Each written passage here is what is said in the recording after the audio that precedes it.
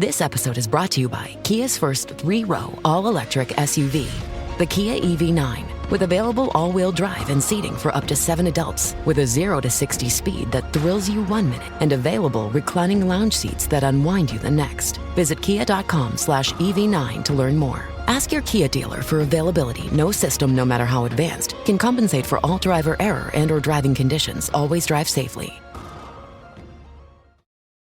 I'm Mo Rocca, and I'm excited to announce Season 4 of my podcast, Mobituaries. I've got a whole new bunch of stories to share with you about the most fascinating people and things who are no longer with us. From famous figures who died on the very same day, to the things I wish would die, like buffets. All that and much more. Listen to Mobituaries with Mo Rocca wherever you get your podcasts. Yo, Cinephobiacs! It's Mayes, and I'm here to tell you about my new podcast, Queued Up. I love reviewing bad movies on Cinephobe, but sometimes I like to talk about good content too. I know that might sound crazy, but hear me out. We're tackling the 3rd season of Succession, as the Roys continue to struggle for control of Waystar. Join me, Jake Hoy, and Eden Liu as we look down upon the elites from our podcast penthouse. Find Queued Up, that's CUED, wherever you get podcasts. Subscribe, rate, unsubscribe, review, resubscribe, and tune in every week. If it is to be said, so it is. You know, when you reach a point where it says disc full, you want to record some new shit, but you got to erase some shit off the DVR. That's what happened to me. Man, that sucks that you're working with a DVR from 2004 with 40 megabytes of storage space. What makes you think I only have 40 megabytes of storage space? Because we're talking to you. What's to say I haven't had like 400? Yes. Not gigs. What's bigger than a gig? Trigs? Good Lord. A terabyte, maybe? Terabyte. So you think you had 400 terabytes in there? You couldn't think of the word terabyte. Some shit got erased, man. Billions and billions of Instagram videos and TikToks. Oh my God. God bless the ground. Pornhubs. And 1111 messages. 1111.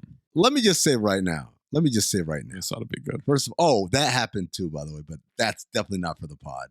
I'll tell you guys, but another tease to nothing. Might have pushed my boundaries a bit. Well, yeah, you text us that. Yeah. So you flew too close to the sun. You got two. Too you way too close. Dickerous. Way too. So I'm seeing my parents for the first time in like almost 2 years. We were talking about the pod. My mom and I talked about the pod because she does listen. Mm-hmm. And she was complimenting May. She was like, yo, he's actually really funny. And I said, I don't agree. Question. Earlier you said Edward Scissorhands would come out in a couple of years. It just hit me that Edward Scissorhands was Johnny Depp. Who the fuck was in Edward Scissorhands who's in this movie? Anthony Michael Hall. He's known as like jerk boyfriend. Gotcha. Okay. I was thinking Robert Downey Jr. the whole time. And I was like, yeah, he really blew up after. Well, he plays the scissors. No? Nothing? Okay. Recruiters are at Johnny's home. He turns down the army. No one wanted to run with that, Zach. Maze, Maze is on a hot streak, man. Maze is funny. What are you talking about, hot streak? This is what he does every episode. Have you been a part of any of these? But then you just said Dickerous here. Maybe she was onto something. Look, let me tell you something. Maze is like the Robert Horry of funny. Most of the season, 6 points a game. It's like, okay, why is he here? But then he'll hit the big shot and it's like, oh shit, that's why he's here.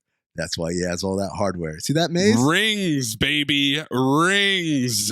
If I hit the big shot, do you mean he edits the entire podcast and makes it good? That's not on the floor. Yeah, that's me coasting through the regular season, Zach. Yeah. That's like good locker room behavior and shit, keeping people's spirits up. Uh-huh. A nice rotation on the defensive end to cover for Zach blowing the coverage. That's what Maze does. But then he hits that shot and you're like, oh shit, yeah, this motherfucker's funny. I may be blowing the coverage, but you're blowing me. What? Speaking of blowing people, you guys can both blow me. Why? Because nope. I was fucking right. Nope, I was right. You're not right. Multiple no, people. You're not right. About what? About movies. So many people. No, you weren't. Wrote in with evidence. Who? All these types of people. People on my Instagram DMs. People on Twitter. Amin. Joyful was a poem that was written to be sung to the tune of Ode to Joy by Beethoven. But that's what I've been singing. You said nope. that you finally learned the lyrics to the song. Mm-hmm. That is not the case. That is not what is happening there. And then the version of Joyful in Sister Act 2 is not set to Ode to Joy. They remixed the fuck out of it. No, they didn't. Play it. Right now? Clip it, Mayes. Clip it, Mayes. Clip it, Mayes. Clip it, There you go. Mayes. Why don't you guys just say, oh shit, Amin? No. We did the whole fucking breakdown. I did a whole cold open on it. It's masterful. Coasting through the regular season work. I haven't listened to the pod yet, so I can't. There you go. Me neither. The people have. And that's who I answer to. The people. The street. The people did what I did, which was they Googled the song. Wait, these same people you answer to, the ones that were complaining for about a year and a half about your audio, and you're saying, it's fine. I don't know what they're talking about. Those same people? Those are different people. Oh, those are different people. Okay. Those are instigators and rabble rousers. Rough jacks. And you know what? I wouldn't be surprised. Plants. That's right. Plants.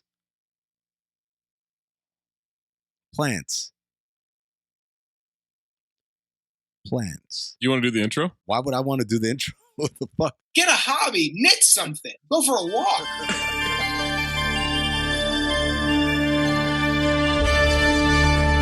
Previously on Cinephobe. How am I supposed to go back to the me before all of this pain? Excuse me? We're new in town and we've never had sex before. Would you give us a hand? I would have rather seen his cock. Away, Bobby! This episode in this movie exists. You bet your sweet ass I saw a lawnmower man. Oh, Teddy. I'll call some guys from my neck of the woods. We're not talking, Brooke, about a couple of queens who know a few grapples. We're talking about Polacks that don't have a goddamn future. You have a stupid heart and a stupid brain. Regular Einstein. You think I'm a coward? You're wrong. I'm not a coward. You're the coward. I'm not a coward. I love cocaine. I do it all the time. I'm sorry, you guys. I don't mean fag like homosexual. I mean fag like retard. I got nukes shooting out of my dick right now. I've got so many nukes. Dick Nukem. I mean, look at this buffet of ass. Mouth to dildo to ass to ass, high branch, anal beads. I'm the goddamn talent, Maze. Look, Gene, I've never told anyone this before. My hat! But I can suck my own dick. And I do it a lot. 1038. This movie is shit. You don't know shit. Holy shit, bro. I had the same note too. And I swear to God, both of you guys are the biggest fucking liars in the world. Howdy. You should have saved this for the train. All right, au revoir, Lubin. Lisa, solide. Oh, I mean, why don't you just be like a regular person and dream about regular threesomes? Like clones. Give me some soul kisses, baby. Hey, beautiful. What? Oh, dang. Oh. My nose. I can't indulge this comparison to a person that Amin may or may not know in a movie that has nothing to do with this podcast. That's some 20th century shit, bitch. We will tangle ass, Say hi to your mother for me. and you will lose. What's the end game? Okay, now everyone's dead. What is fucking Spence from Ballers? Who cares what the end game is? I am proud. McCavity!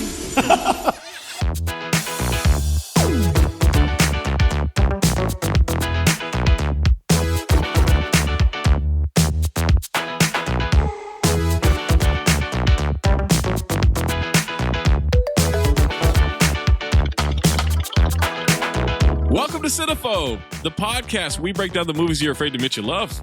I'm Zach Harper. That's Amin Al-Hassan. That's Anthony Mayes. Patreon.com/countthedings. You turkeys. Jack and Jill out on the Patreon for the Thanksgiving episode. I gotta say, it's an amazing episode. Really? Is it? Phenomenal. It's really, really funny. Even though Amin took about a 40-minute break there at the end, it was an excellent episode. That's why it was so good. Was Jack and Jill the one where we talked about Birth of a Nation? Yeah. No, Birth of a Nation What? is Sister Act 2.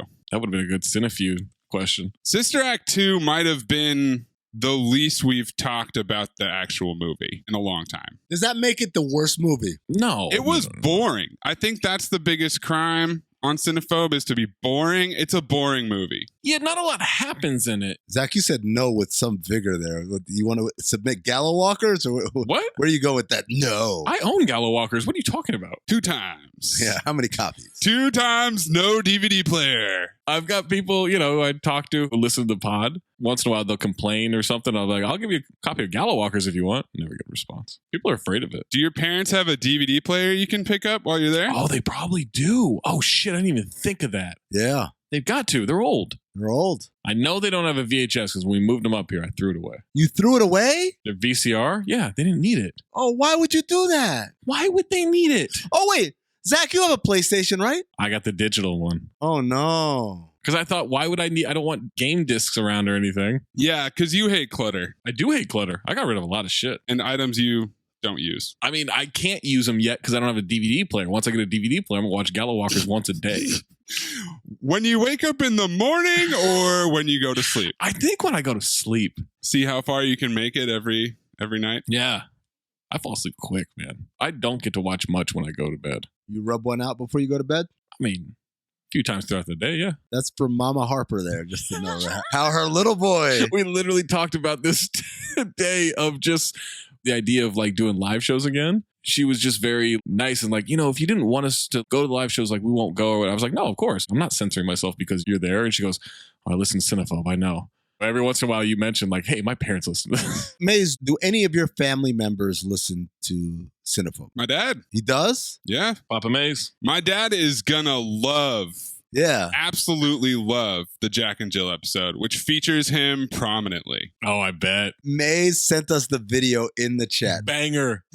Oh my God. Yo, banger. It took me like a strong 2.5 seconds. I'm like, what is this? And I'm like, oh my God, Papa Maze. My favorite part of that video is the head nod at the end. Mm-hmm. The quick little head nod. It gets me every single time. How old was your father in this video? That is from about 12, 13 years ago because he started doing theater again when I went to college. And that was the first role that he did was Man of La Mancha. Zach, now, I know there are some listeners that, wait a second, they did a Thanksgiving Jack and Jill episode that featured Papa Maze singing? I haven't seen this in my Cinephobe feed. Where did this happen? You know what? You could find that. Where? By becoming a Patreon subscriber. What? How? Here's what I want you to do. I want you to go to a web browser, okay? Okay. A little address bar at the top. Uh-huh. Just to be safe, http://www.patreon.com/countthedings. Got it. We didn't set up a Patreon just for that episode. What else is there? All of our extra stuff, all of our little game shows that we've done for Cinephobe, all the extra holiday episodes, all of the extra content, not just for Cinephobe, the Count the Dings network. Hold on. Are you telling me that Cinefeud is on the Patreon? You're damn right it is. Both episodes. Jason X on it. 4 Christmases? Not 5 Christmases. It's 4 of them right there. Valentine's Day. Yep. Great White Hype. The greatest, the whitest, the hypest there. Hold on. Half Baked. Oh, you mean for 420? Yeah, it's there. Wait. Have you guys ever done Delta Farce? Oh, you mean like for Memorial Day? Mm-hmm. I remember that we did. Ooh. Daddy's Home too? For Father's Day, you bet we did. Oh my God. What about the goods? Oh, for 4th of July? Uh-huh. Yeah. It's how we went independent, by having an episode for Independence Day. Now, I think a great idea of a podcast episode we should do is to go back and award golden dumpsters and ass on, ass offs for all the episodes in the beginning that we didn't do that because that wasn't a feature yet. We should do that, guys. We've done it. Where? I haven't seen these episodes. On the Patreon. Patreon.com/countthedings. The very same? The very same one. All that content is right there. Nobody infomercials like us, motherfuckers. Nobody. Maze, we'll eventually get to this episode, but I was telling Amin. Yeah, I love how you did the very, very beginning of the intro and then we just picked right up with the cold open again. Of course, yeah. Not the cold open. We've been known to cold middle. Not quite a cold middle, not quite. Still a cold tip here. We're known to do an intro sandwich with a couple of slices of cold open. Yeah. We've been known to do that. You ever toast the bread, but then put like cold cuts in the middle? Yeah. That's what we do. This is the opposite of that. We toasted only one slice. And we put it in the middle of some cold cuts. You ever toast some cold cuts and then take some bread out of the freezer and make a sandwich? I was telling Amin the other day, maybe yesterday, that he's not a salesman. I'm not a salesman because you didn't work at Oakley. Yeah, because that's the gist of it. I conceded to Zach he's a greater salesman than I because he can sell shit that he doesn't care about. I'm an endorser. That's what I am, Zach. Endorse this podcast with a review on Apple Podcasts. 5 stars or greater. And we're back. Say whatever you want. And if you have a submission, submit it. Ooh. Just needs to be 40% or lower on Rotten Tomatoes for the audience or the critic score. December is a new month, boys. Excited. A new month means a new theme, and we decided to steal your hearts this month. What? Romance? Rom-com month is back? No, one would think. But no, December is heist month. Any kind of heist. Thievery. And Amin had the first pick. His first heist job this month. The 2021 action, comedy, crime, Red Notice. Yeah, instead of 1 last job, it's 4 last jobs this month. 4 last jobs until we have a second heist month. You son of a bitch. I'm in. Oh, he stole my line. You mean I heisted it? I heisted your line. Film noir, which there's a lot of in this movie. Maze, what do you got? Just action comedy. Wow, neither of them have heist in the top. Well, yeah. The movie calls it a heist. Mm-hmm, sure did. This movie sure is self-aware, you guys. It is. Where's the MacGuffin? It's in your mouth, apparently. We heard the smoke. Hey, yo.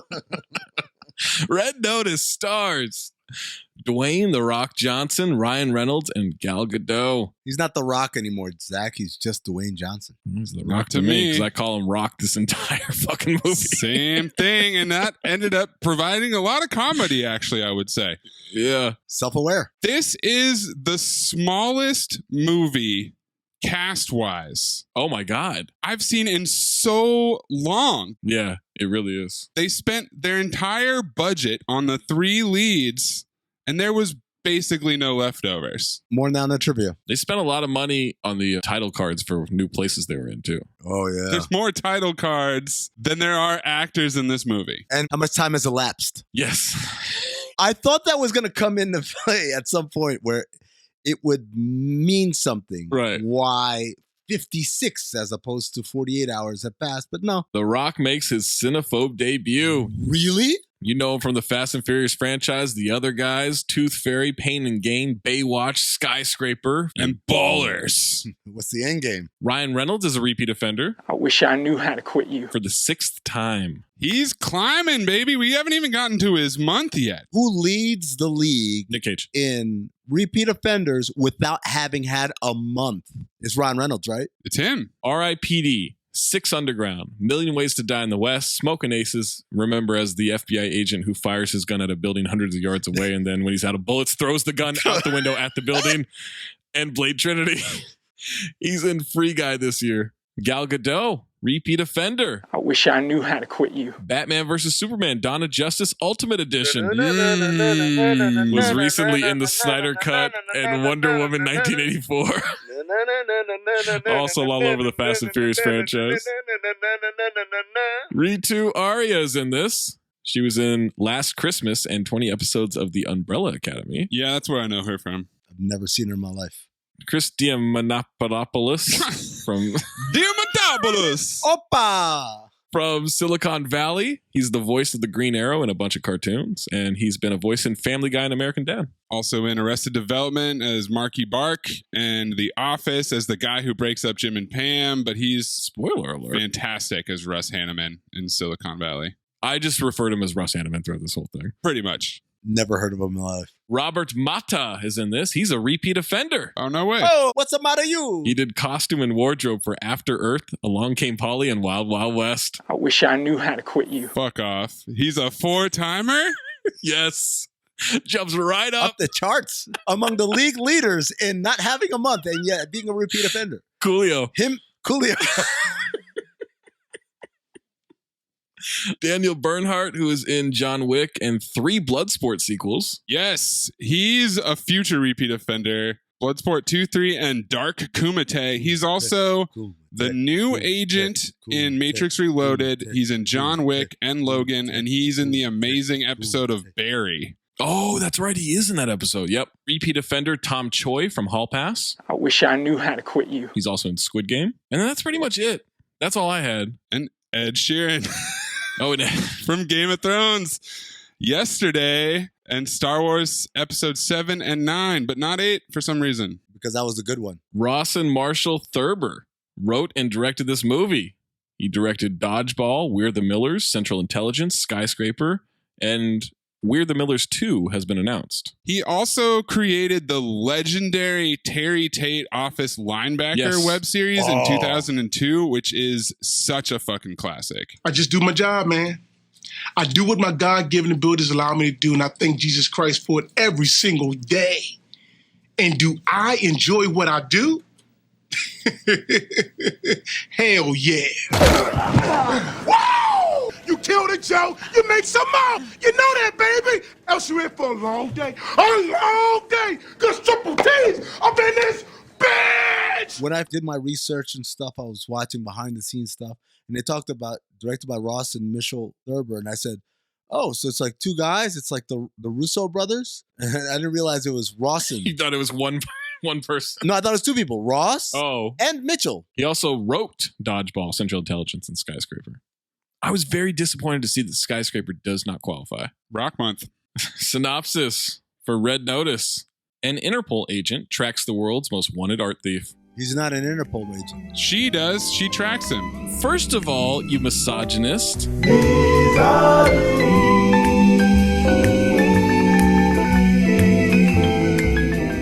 Who says that they're talking about The Rock? The paycheck. Amin did just now. The paycheck does also. It just says an Interpol agent tracks the world's most wanted art thief, which is accurate. Is this like the whole surgeon operates on a patient? Mm-hmm. You misogynist. It's the surgeon's son. Tagline. Pro and cons. I don't know about that. Other tagline. Some seek, some hide, some escape. No. Anywhere from $160 to $200 million estimated budget. It's 200. Going with 200, yeah. It grossed $133,000 worldwide. It's a Netflix movie. It made over $1 million, but yes. Before we jump into this movie, before you listen to the rest of this podcast, Red Notice is available on Netflix. Brand new. Rotten Tomatoes gives it 35% from the critics on 151 reviews, 92% from the audience on over 100 ratings. It's that verified rating shit that happens when they put out a new movie. The last movie to have that was Cats. Mm-hmm. I don't know what the gatekeeping process is for Rotten Tomatoes here, but this is not the voice of the public. This is the voice of a select few. Was Cats the last new movie we did? Well, Cats we did late. So I want to say the last new movie we did was either Coffee and Kareem or Six Underground. Oh, no, Spencer Confidential. All Netflix movies, all three of those. Yep. Amin, would you like the positive or the negative reviews? Glass half full kind of guy. Zach, give me the positives. Wow, everybody's just thinking about the negative. Well, I think the glass is half full. Everybody thinks it's half empty. Alexander of the Patriot Ledger. Fuck you already. The three leads have chemistry to burn, but even that fails to justify the somewhat presumptuous ending, suggesting a sequel. You heard the smoke in my voice that last time, right? Of course I did. Yes. Oh, okay. Yeah, Rawson Marshall Thurber wants to do 2 sequels shot back to back. As soon as they give him the green light, that will probably happen. Jim Shembry of JimShembry.com. Jim or Jim? Jim. Jim Shembry. Jim Shembry. It sounds like you're drunk. Jim Shembry. I have been drinking, but I'm not drunk.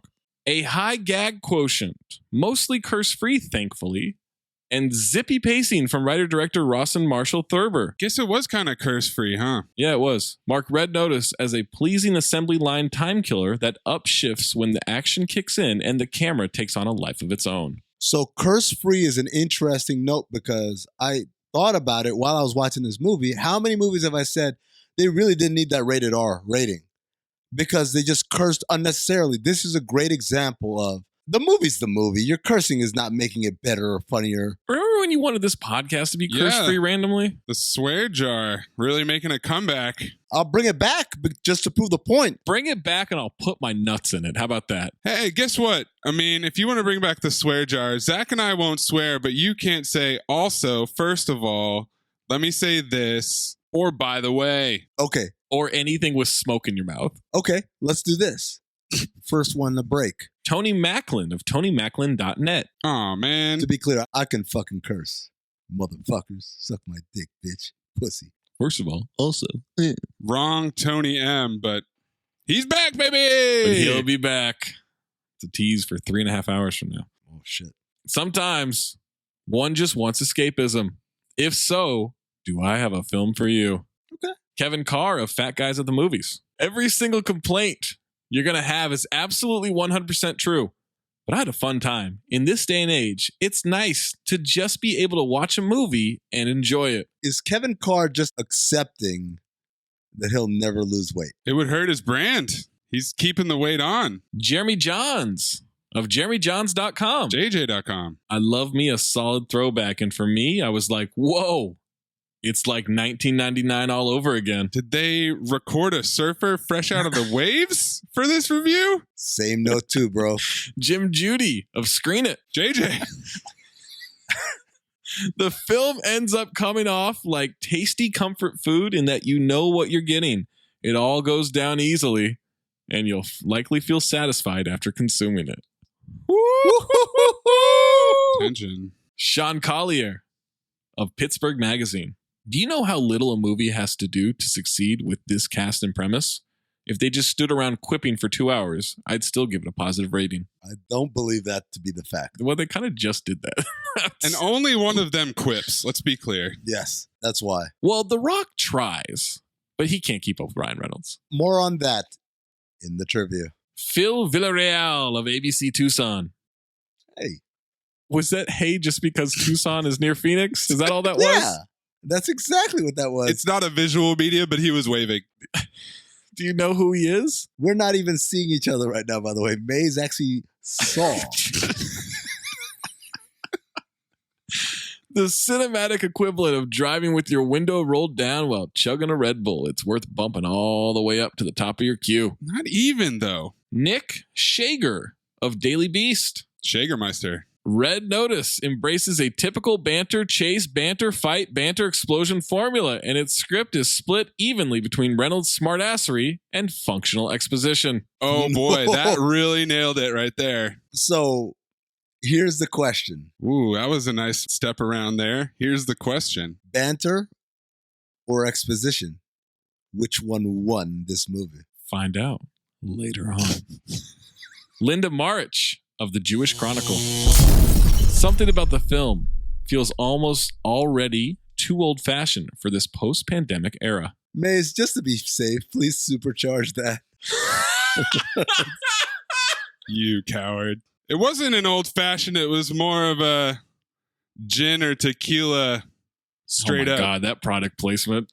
Brian Orndorff of Blu-ray.com. Yeah, this fuck. Johnson, Godot, and Reynolds are basically making a Jackie Chan movie with Red Notice, which isn't advanced filmmaking by any means, but has a candied appeal for fans of non-stop quipping and large-scale stunt set pieces. And then last one, Danielle Solzman of Solzy at the Movies. Solzy. Supercharge that for me. Just in case. Red Notice is a globe-trotting affair on par with Mission Impossible, James Bond, and Indiana Jones. Nope. He definitely likes Indiana Jones, this Thurber guy. Oh, for sure. He definitely likes all those movies. He definitely wishes he could have made them. Maybe he still can. Stop being a pessimist. This tank is not half full. It's half empty. Tom Meek of Cambridge Day. Weak. It's fun for a while, but goes on too long for its own good. I wanted to say the meek shall inherit. Negative reviews. I said the weekend. I said, you know what? Just stop. The Meekend. The Meek Day. Jody Meeks. Jodie Foster. Jeff Van Gundy. Oh. Ew. Natasha Alvar of Cultured Vultures. The chopper. Get in there, chopper. Generic in every way, Red Notice isn't a film you want to give notice to. Huh? Mark Kelzer of Synagogues. Supercharge it. We're gonna get fucking taken down. This is it. This is the last episode. One sense is that instead of a script, the filmmakers worked off a binder containing reams of Netflix data And instead of storyboards, there were pie charts. Yeah, it worked. Alan Adams of The Main Edge. AA.com. Hits all the notes of an action blockbuster, but each note rings just a bit false. And those false notes pile up. Things get cacophonous. Red Notice might be a heist movie, but in the end, the most valuable thing stolen might be your time. Caitlin Kennedy of Nightmarish Conjurings. Brave. Red. Supercharge that. No, I'm trying to play both sides here. Red Notice is uninspired, uninteresting, and unforgivably bland. Its only redeeming quality is its stars, and even then, their talents are underutilized. No, it used all their talents. Ruth Maramis of Flicks Chatter Film Blog. Pete Maramis. I don't expect every movie to be award-worthy, but even brainless movies ought to still offer some kind of entertainment value. Red Notice is such an exorbitant waste of talents and resources. Are you not entertained? Susan Granger of www.susangranger.com. Tepid and tedious, it's a total waste of time and talent. Twerk like it's my last day on this earth. Let the dollar make a work. Alan Almachar of The MacGuffin. There's no personality here, no unique traits or artistry that would make it at least a bit interesting. It's the equivalent of cotton candy. What we're not going to do, though, is disparage cotton candy. I love cotton candy. Oh, it's trash. No. Trash. No. Spun sugar? Yeah, spun sugar? Oh, what a terrible thing. Get out of here. It is terrible. Do you just go into the kitchen and take a nice spoonful of sugar every morning before you put on Gala Walkers to start your day, Zach? What I do is I pour it into my hands, and then I toss it in the air like LeBron James, and then I just try to catch it all. You stick your tongue out? That costs extra. Amy Nicholson of Film Week NPR. Read it in an NPR voice. The problem is that this movie is built on nothing but making references to its influences. Welcome to Cinephobe. Why am I turned on? What? Put that in the intro, Mace. Before or after? I'm so sweaty right now. I am literally butt-ass naked right now. It's so hot. Why? It's hot. It's hot. That just feels like a swear jar violation. I don't know what that is, but that doesn't feel like it should be allowed. Should I get naked? You know what? People don't come to fucking the Eagles show to not hear Hotel California. Frank Switek of One Guy's Opinion. A witless, bombastic stab at a globe-trotting comic adventure, which, appropriately, given its MacGuffins, lays one huge egg. Sonny Bunch of The Bulwark. Love that movie. Sonny Bunches of Oats. Destined to be the most watched, least remembered film of our age. That's not bad. Scott Tobias of The Reveal. There are dozens of us! Red Notice is not a movie. It is a $200 million existential crisis in light. Who's having the crisis? Roger Moore of Movie Nation. When you hit that wall in the third act, it's not just ginger pop Ed Sheeran staring back at you. It's resting failure face. You're like a well-dressed wall. And then last one, Barry Hertz of Globe and Mail. Don't it? Something is broken in Hollywood. Something? Just one thing? Yes, just one thing apparently. And just now, never before.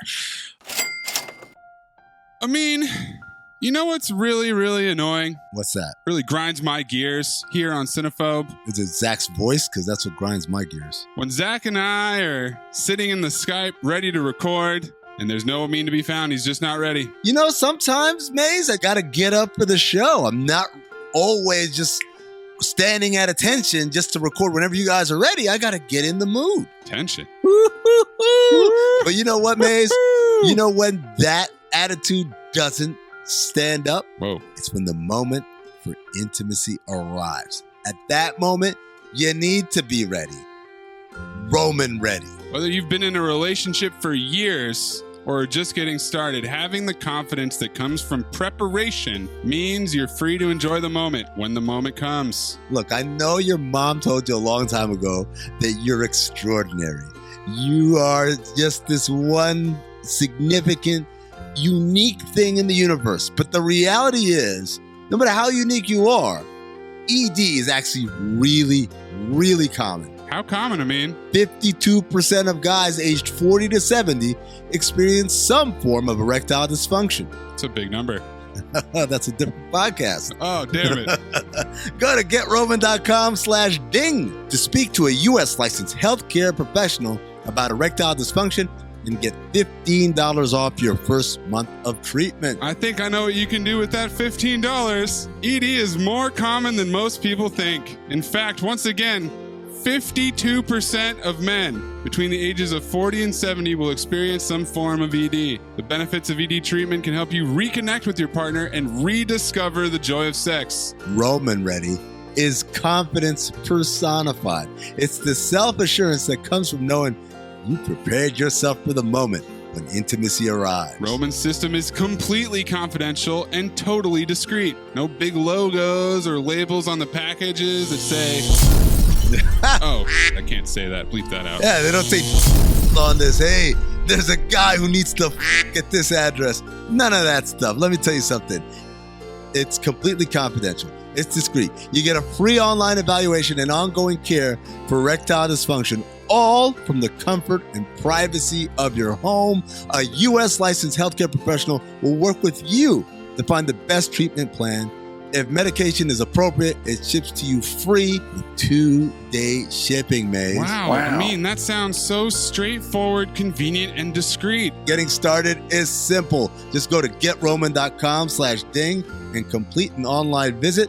Take care of your ED without leaving your home. Complete an online visit today and connect with a U.S. licensed healthcare professional and take care of it. Go to getroman.com/ding, D-I-N-G today, and if you're prescribed, get $15 off your first month of ED treatment. Make sure you're ready to have confidence and control this fall. Roman Ready. Listener, what's up? Zach Harper, coming to you live from Just Making My Picks on Prize Picks, the largest daily fantasy sports platform in North America.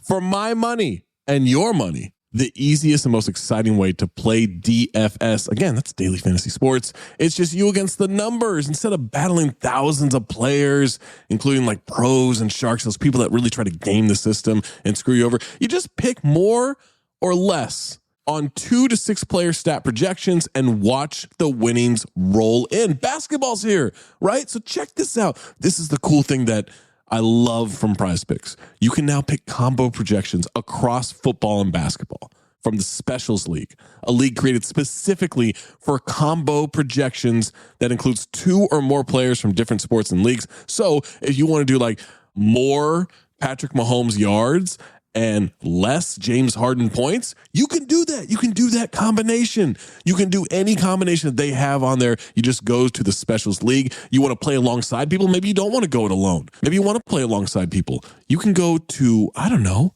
Meek Mill, Andrew Schultz.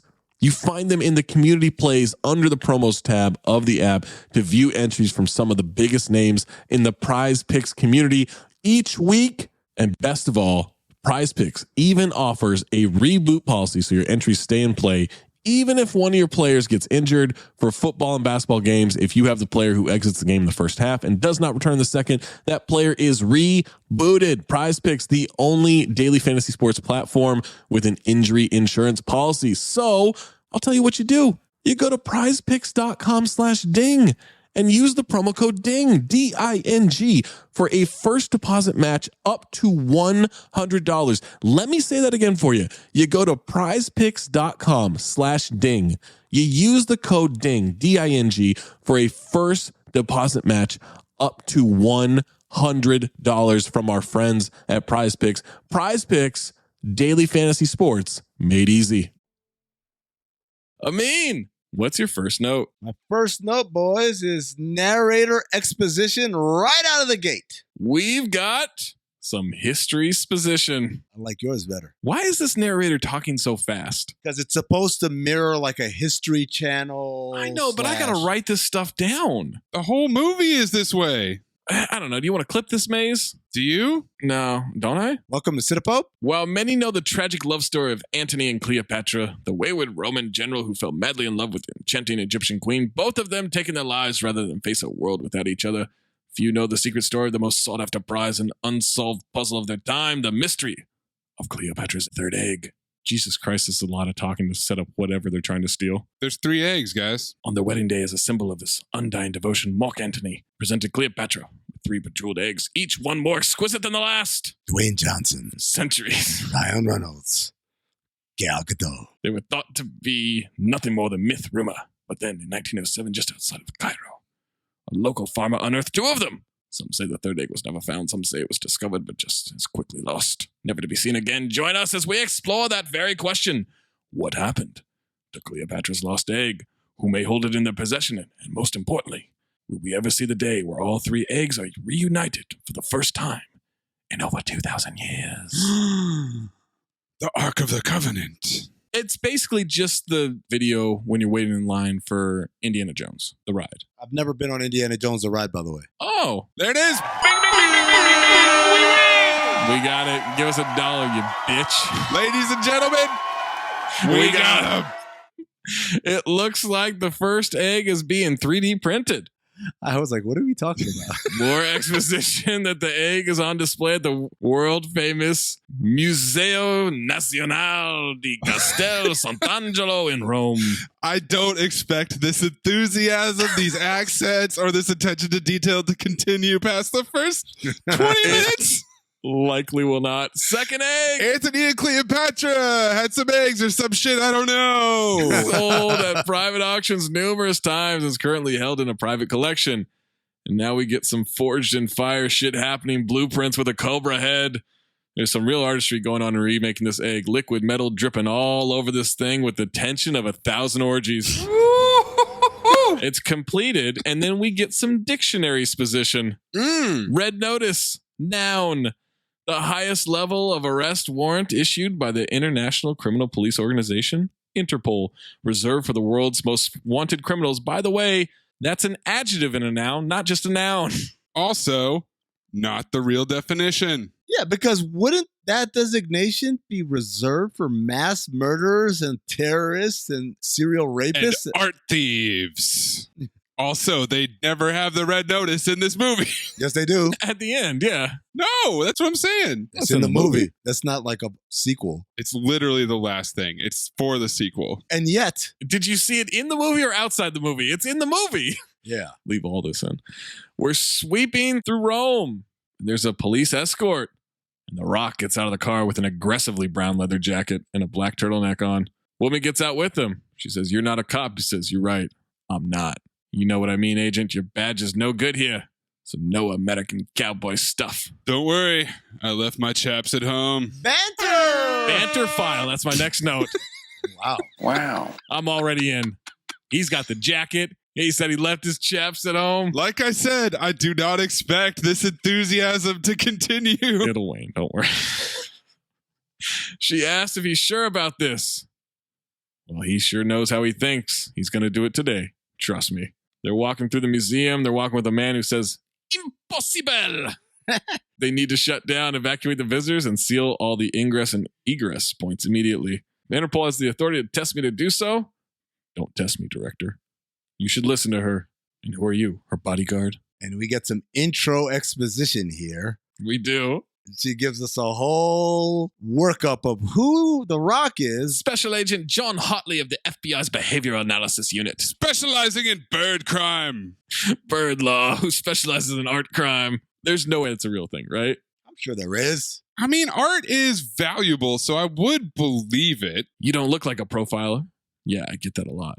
Profiling a profile. The first of many self-aware moments in this movie where they want to point out, like, yeah, we get it. Yeah, it's The Rock. He's been behind a desk his whole life. 40 hours ago, Rock received intel that the most wanted art thief in the world, Nolan Booth, intends to steal the egg of Cleopatra. And that's when I called her Basila Expositionazza. And whom provided this info? The bishop! Cannot be serious. My dear, the bishop is nothing more than a boogeyman story in the art world. Catch all concepts, someone to blame when law enforcement are too incompetent to solve the case. The Rock says it may already be stolen. They enter a giant room. We see the egg on display. Already gone, you say? Now, if you'll excuse me, Inspector, I believe I owe your supervisor a call. Rock asks about thermal sensors in the room. Of course we do, but only after he had to check with his assistant. Do we have those? We got those? Did we put those in? We didn't install those, did we? Rock scans the room with the thermal sensors. Says the egg was made from 18 karat gold. 18 karat gold reflects radiation.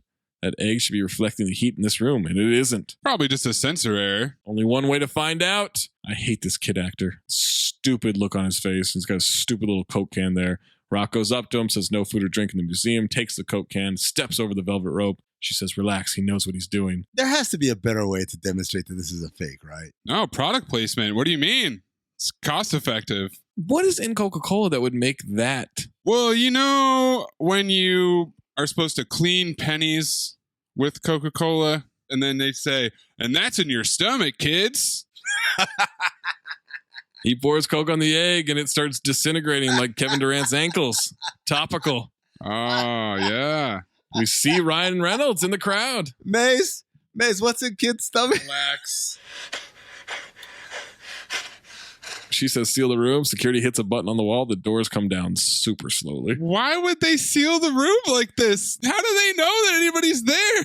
But then when the room is sealed, she bangs on the door. Yep. Hey, who sealed this room? But then gets out so easily. Well, the Rock is super strong. That's where it comes in handy that he's a Rock and not a pencil pusher. Ryan Reynolds bolting from the room. The Rock tumbles after him to get under the door.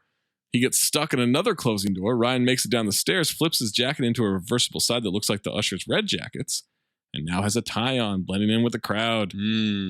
Out of nowhere, Inspector Doss at the front exit after being sealed in a room mere 90 seconds earlier. Film noir. I got a lot of film noirs in this movie. Ryan sees her calmly reverse course. Then he pulls out a smoke bomb? Yep. He runs right past the Rock, who starts chasing him. We get a little parkour action. Ryan purposefully knocks down a bust, causes the Rock to catch it. He leaps a table, slides under another one, and it's a great shot. That is really well filmed. It looked like a video game. I liked it, but somehow the Rock is waiting for him on the other side of the table. Of course he is, because he's Jason. He's Michael Myers. They might have invented teleportation in this movie and not told us. The way that shot happens, I've got might be my golden dumpster. Note that, Maze, because I'm pretty sure I'll forget.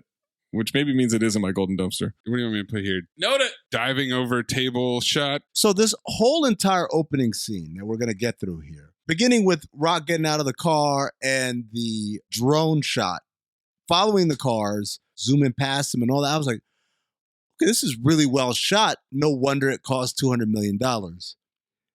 Hold that thought. Rock still chases him and Ryan dives through the scaffolding. Rock can't get his big ass through the scaffolding. Finds an exit map on the wall, runs his finger over it, and taps a place on the map. Map's position. Security guards have Ryan trapped. He continues to make it out of there, goes up the scaffolding, knocks some guards down. Every time he knocks a guard off, there's the Wilhelm scream. The classic scream. The scaffolding, very loose. If I can just remove one screw that easily and it all loosens up. I mean, we have to say it where they are. Italy? Hookah? Ryan Reynolds' action movies love using magnets and scaffolding. They're better than anybody at it. Do you think that's written into his contract? I didn't even know magnets were coming up in this one yet. And they do. Oh boy, they do. Spoiler alert. Fucking magnets. How do they work? Love the way this is shot. Can't get over how great the action looks. And he gets to the top of the scaffolding, pulls the final pin. It collapses. Jenga! Future callback. He climbs onto an upper level area. And as you mentioned, The Rock is just waiting there with a gun drawn. You're the slow bald guy that's been chasing me. What are you doing in Rome? Gelato. The Coliseum. Banter. Beautiful place. First time. That was a fun foot chase though, right? Lots of twists and turns, hijinks. Who knew it'd end up like this? I did. Rock asks for the bag. Reynolds has two questions. First, where'd you get that jacket? It's a statement piece. Somewhere there's a very nude cow whispering, worth it. Banter. Number two, on the whole arresting me thing. I get it. Baby did a bad thing. You don't happen to have like a badge or something tucked away in the turtleneck, do you? Doesn't need a badge. He has a gun. Here's the thing, you're putting me in sort of a pickle with this because without proper identification, how do I know who you are? For all I know, you could be the bad guy and I could be the other bad guy. You're right. I am the bad guy, so shut up and give me the bag before I shoot you in the mouth. Tension. I'm going to give this to you because I don't even want it. For the record, none of this feels good. Inspector Doss comes in screaming and distracts the Rock. Ryan knocks his gun out. Then we get them crashing into a window and flying out over a ledge. They're both hanging on with one hand while the other one grabs the bag with the egg. Ryan wins a struggle, falls into a trash slide. He runs off. Rock works his way over to a ladder, barely makes it, pushes the ladder back onto the ledge. That cuts off Ryan Reynolds. For the third time. The third time in 3 minutes. He jumps down, hits a tent, runs off. Rock crashes down onto it. Ryan takes a scooter and rides out. Rock notices a Porsche, wiggles his way in, push to start. Sabotage starts blaring.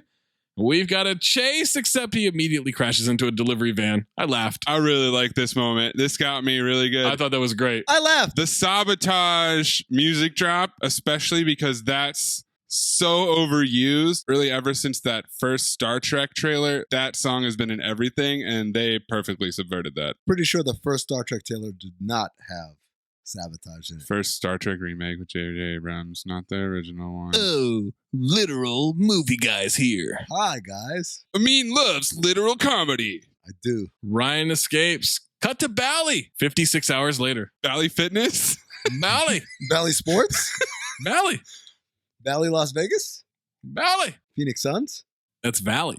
Is that the Pink Panther theme that they remixed? Oh, was it? I didn't notice that. I think it was. Dun-dun, dun-dun. He's boating to a shore. There's a Rick Astley lyric on the side of the boat. Oh, I thought it was "We're Gonna Make It, Rose," which was from the Titanic. Oh, is that what it said?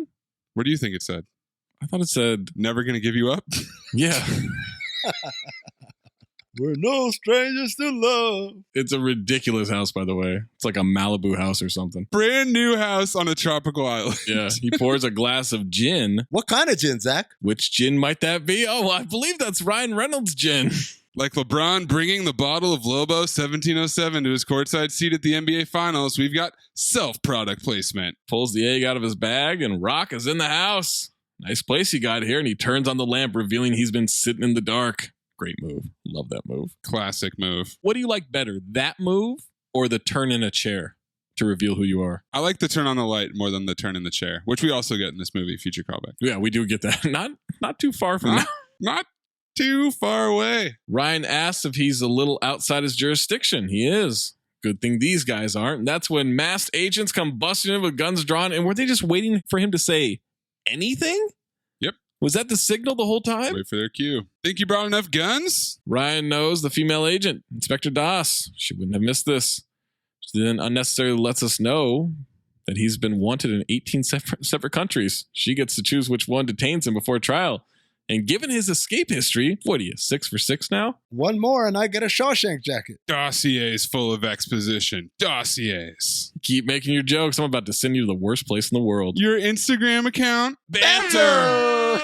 Is it exposition or is it banter? It's both. Bantsposition. Expo banter. You know, I'm really starting to not like you. Oh, come on. Not like me? You don't even know me. We could have a lot in common.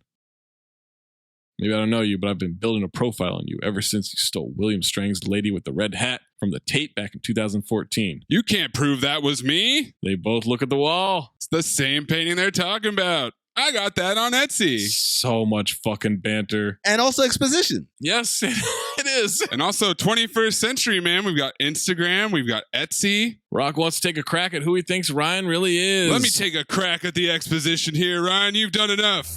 Only child. Dad's a Swiss cop. Mom's an American professor. You started stealing between the ages of 6 and 8. Found out you had a real talent for it. Made you feel special, different. You like to work alone. You don't like a team. The only jobs you take are the ones that make the big splashy headlines, which tells me that you only do it for the thrill and not the money. Are you insane? I love the money. I'm not done yet. I'm just getting to the good part. Thank you. You're welcome. There are a lot of thieves out there who've claimed to only do it for the money. That's not unusual. But what is unusual is the risk that you take. The chances. It's as though you want to get caught so you can escape, just to prove yourself all over again and prove that you're better than everybody else and that you're worthy. Worthy of what? This speech? Your father's love. Poppytalk! There is Poppytalk. I mean, it's hidden everything on our ledger. Poppytalk! I wrote Poppytalk and then later had to go back and erase it because I realized, you think this is Poppytalk? Hold my beer. Just the first step. Ryan congratulates and wants to know how he found him. Same way he knew he'd steal the egg in Rome. And they both whisper, the bishop. They zip time, put him in the police wagon. Rock asks how it feels to be sold out by the most wanted art thief in the world. I'm the most wanted art thief in the world. You were. Inspector Doss won't put the case in the same van as Ryan. Says, see you at the airfield. Rock has the case. He hands it to an agent. Agent puts it in the van. Close the door. Agent is clearly Gal Gadot. Yep, I know those eyes when I see them. She's dressed as one of the agents, and I wrote, reveal her. She's replacing it with another egg. As Rock gets in the front seat, the driver says the door in the back is open. Door's open, man. Walks back and it's closed. He opens and sees the egg in the case, looks around. Gal is going all Metal Gear Solid, hiding on the side of the van. Snake! Snake! He checks fully this time and she's gone, but she was under the truck. And then she takes off the mask. For no reason. Why? For the camera, for us. What if there's still people there? She didn't even look. It's Gal Gadot. She knew the future. Mask on, mask off. Now, is that our song? That is definitely in her future, by the way. Oh, boy. Oh, boy. Rome, 32 hours later. Someone pours The Rock a glass of Terramana tequila. For fuck's sake. Product placeception once again. And I wrote, phobe. Oh, that's too many. Inspector Doss walks up. She sees that he has an airline ticket. 20th century. Alitalia. Pulls the egg out of the bag. What are you doing with that? Oh, this priceless piece of ancient cultural whatnot? And then she drops it on the ground as it shatters. Booth gave us a fake egg? I'll admit, Booth was my first thought too, but then I asked myself, how well do you really know someone you only met 72 hours ago? Someone whose credentials came solely by a written interagency communique.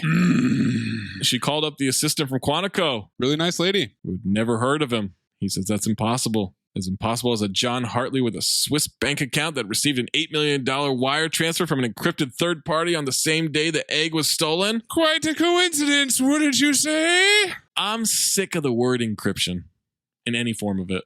It's such a lazy, fake, fancy word in any kind of spy or heist movies. Should only be encrypted if you're put in a tomb. It should only be encrypted if it's a Mission Impossible movie. It should only be encrypted if you wear blue and you do a little walk. It should only be encrypted if that's where the Lakers play. Topical. Rock says he didn't do it. Bishop or Booth are behind this. He's being set up because she trusted him and he hurt her feelings. She's putting him somewhere special. A black site due process forgot. Look at me. Look at my eyes. I am the captain now. I didn't do this. And I wrote ass off. She says, I don't believe you. And I put ass on. Does that ever work or is that just lazy writing? The whole look at my eyes. Look to me in my eyeball, Lubin. Worked then. It did. Bishop symbol on the inside of the shattered egg there. And now let me leave my calling card. Why put it there? Now we're in Russia, but we don't know the amount of time that's passed. This is a ridiculous mountaintop prison here. This fortress on the top of a mountain, there's no way they built that? Building that must have been a nightmare. This prison is the same prison from fucking Kung Fu Panda. If you guys remember, where they had the super tiger locked up. Supercharge the super tiger right there. Can't let that get out. Helicopter flies up and lands. We see a tattooed hand. We see The Rock in shackles walking through the hallway. They put him in a cell. We get that shot of the door closing on his face, and we hear, you a top or a bottom? Doesn't matter. Prison's gonna decide for us. Gotta be shitting me. Well, I'll say one thing about old Inspector Doss. She's got a real sense of humor. Put her there, Roomy. I laughed. There's so much banter happening right now. My head's spinning. It's okay. You're safe here. Except if they find out you're a cop. Then they're going to want to kill you. In the cafeteria, Ryan says Bishop must have seen The Rock coming from a mile away. Got his trust after selling him out. Can't run a con without gaining the Mark's trust first. That's page 1. Confidence scheme. Same mystery thief ratted Ryan out and framed Rock. Seems like a coincidence, don't you think? It's not a coincidence. It's a plan. In one move, the Bishop took out her lead competitor and lead investigator. The Bishop says, I know how the confidence scheme works. Ryan Reynolds responds, well, you do now. I laughed. 2 birds, 1 stone. Egg.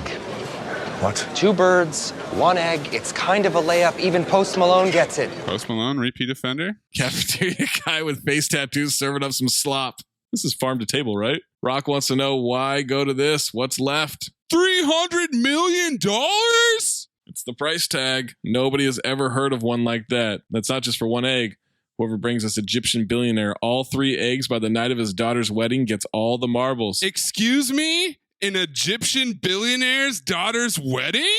This exposition is very, very concentrated. I ask you, better plot device.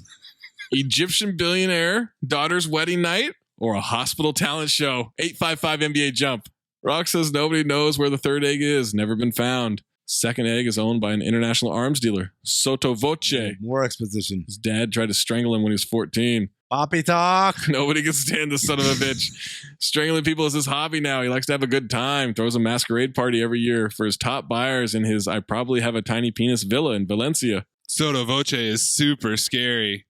Gunrunners are a little touchy about their identity, so the eyes wide shut thing takes the edge off for everyone. Evil one percenters don't even know upstairs is a secret vault. Calls him Dr. Shirtless, and I wonder how Ryan knew that he was always shirtless in this recaps position that he's doing right now. I'd be on my way there right now if you weren't such a super cop. Don't do that. What? Don't do that. What? I know what you're doing. Don't do I'm that. not doing anything. I know what you're doing. I'm not doing anything. Listen to me. These guys here, they find out you're a COP.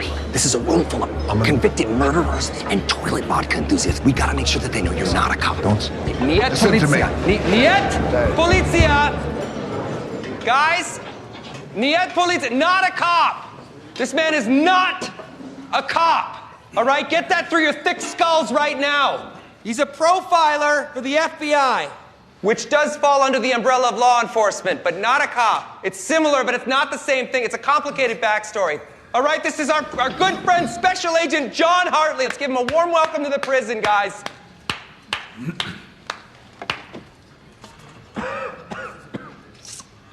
Thank you, guys.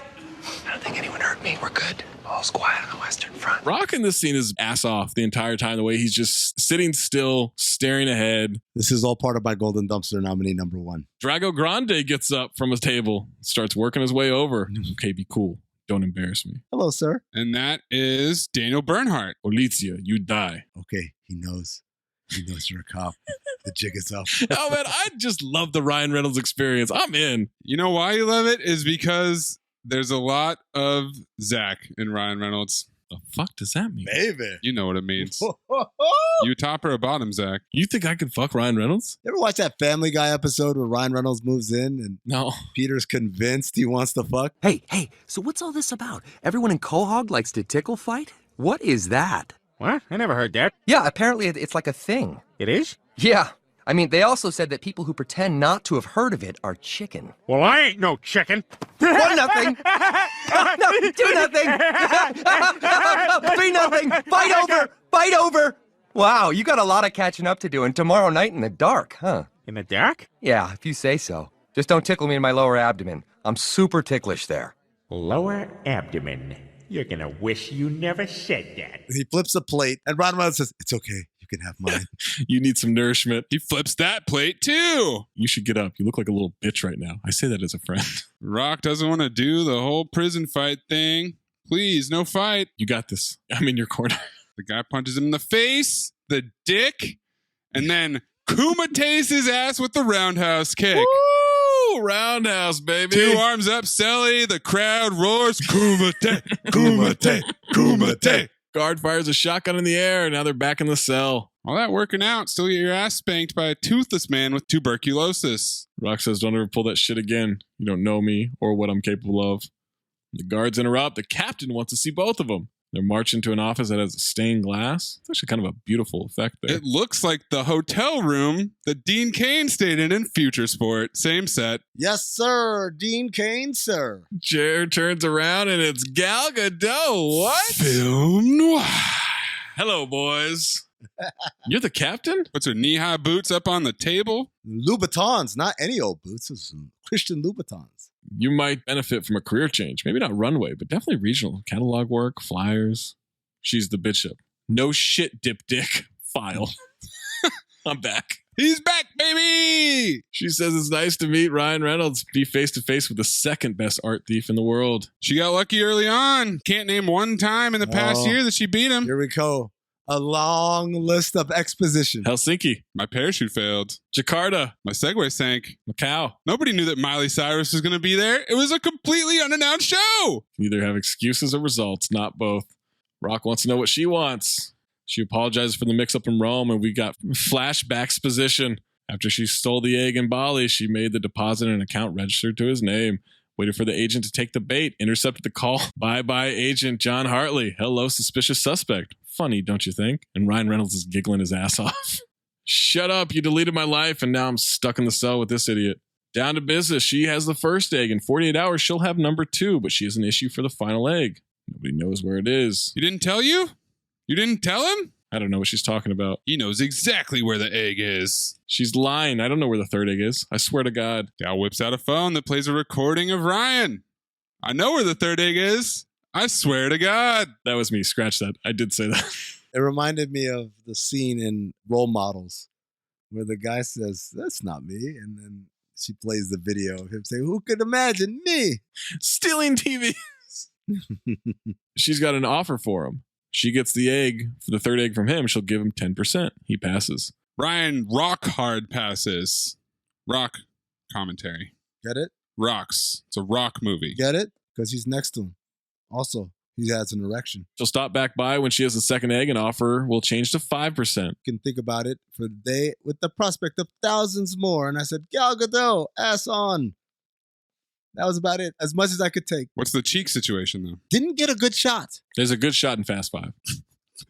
There's one?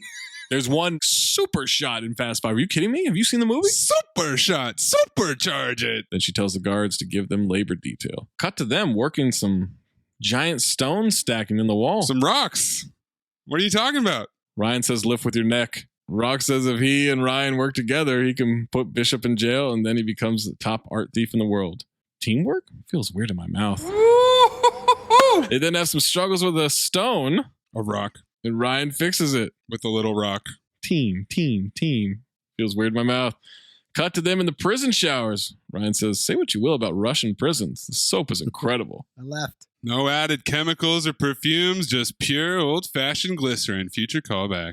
Now they're doing dishes. Rock says they need to be on the other side of these walls by tomorrow morning. Ryan says he knows how he's going to steal it. Why are you wearing a hairnet? You're bald. One-sided banter. Ryan tells him in the cell that the Rock can be his +1 to Soto's party. He's working on a plan to get them out. Most important part of any plan is a good night's sleep. Isn't the actual plan part the most important part of the plan? Important part? A lot of people make that mistake. You having a stroke? If I recall, click. Ask The Rock how he knew about the Poppytalk. It's not a complex case. Doesn't line up how the son of a police captain turns to a life of high crime. Short version, my father was a prolific asshole. Long version, he was 8 years old. Dad thought he stole his watch. The watch. Oh, even that would make a future callback, ladies and gentlemen. Love that piece of metal more than anything. Asked if he stole it. Ryan said he didn't. Knew he did. Said he was lying. Didn't speak to him after that. Not in Christmas, his birthday, almost a year of utter silence. Like he didn't exist. One night, comes home, sits down. Missing watch was right there on his wrist. Put it in his desk, got buried in papers. Never apologized. Just asked him about his day at school. Kept asking. Ryan didn't answer him. Didn't eat. Didn't drink. Next week, found himself in boarding school. And The Rock faked snoring. I'm kidding! Ryan learned a valuable lesson. Doesn't matter what you do, only matters what they think you've done. Message. Rock doesn't talk about his old man. That bad, huh? Poppytalk. Next day in Russia. Kind of like the Russian prisoner outfits. Ryan says he slept like a baby after a little therapy session. He has a 3-step process for the escape. First step, create a distraction. The glycerin, the nitroglycerin. Blow up an industrial washing machine. They run behind the wall, fight guards in the laundry room, steam to the face, fighting with towels. They're back to back. They're doing the same moves. They throw guards into each other. Very callback to Rush Hour when they're back to back. Oh, a Jackie Chan movie. Maybe that's what that guy was talking about.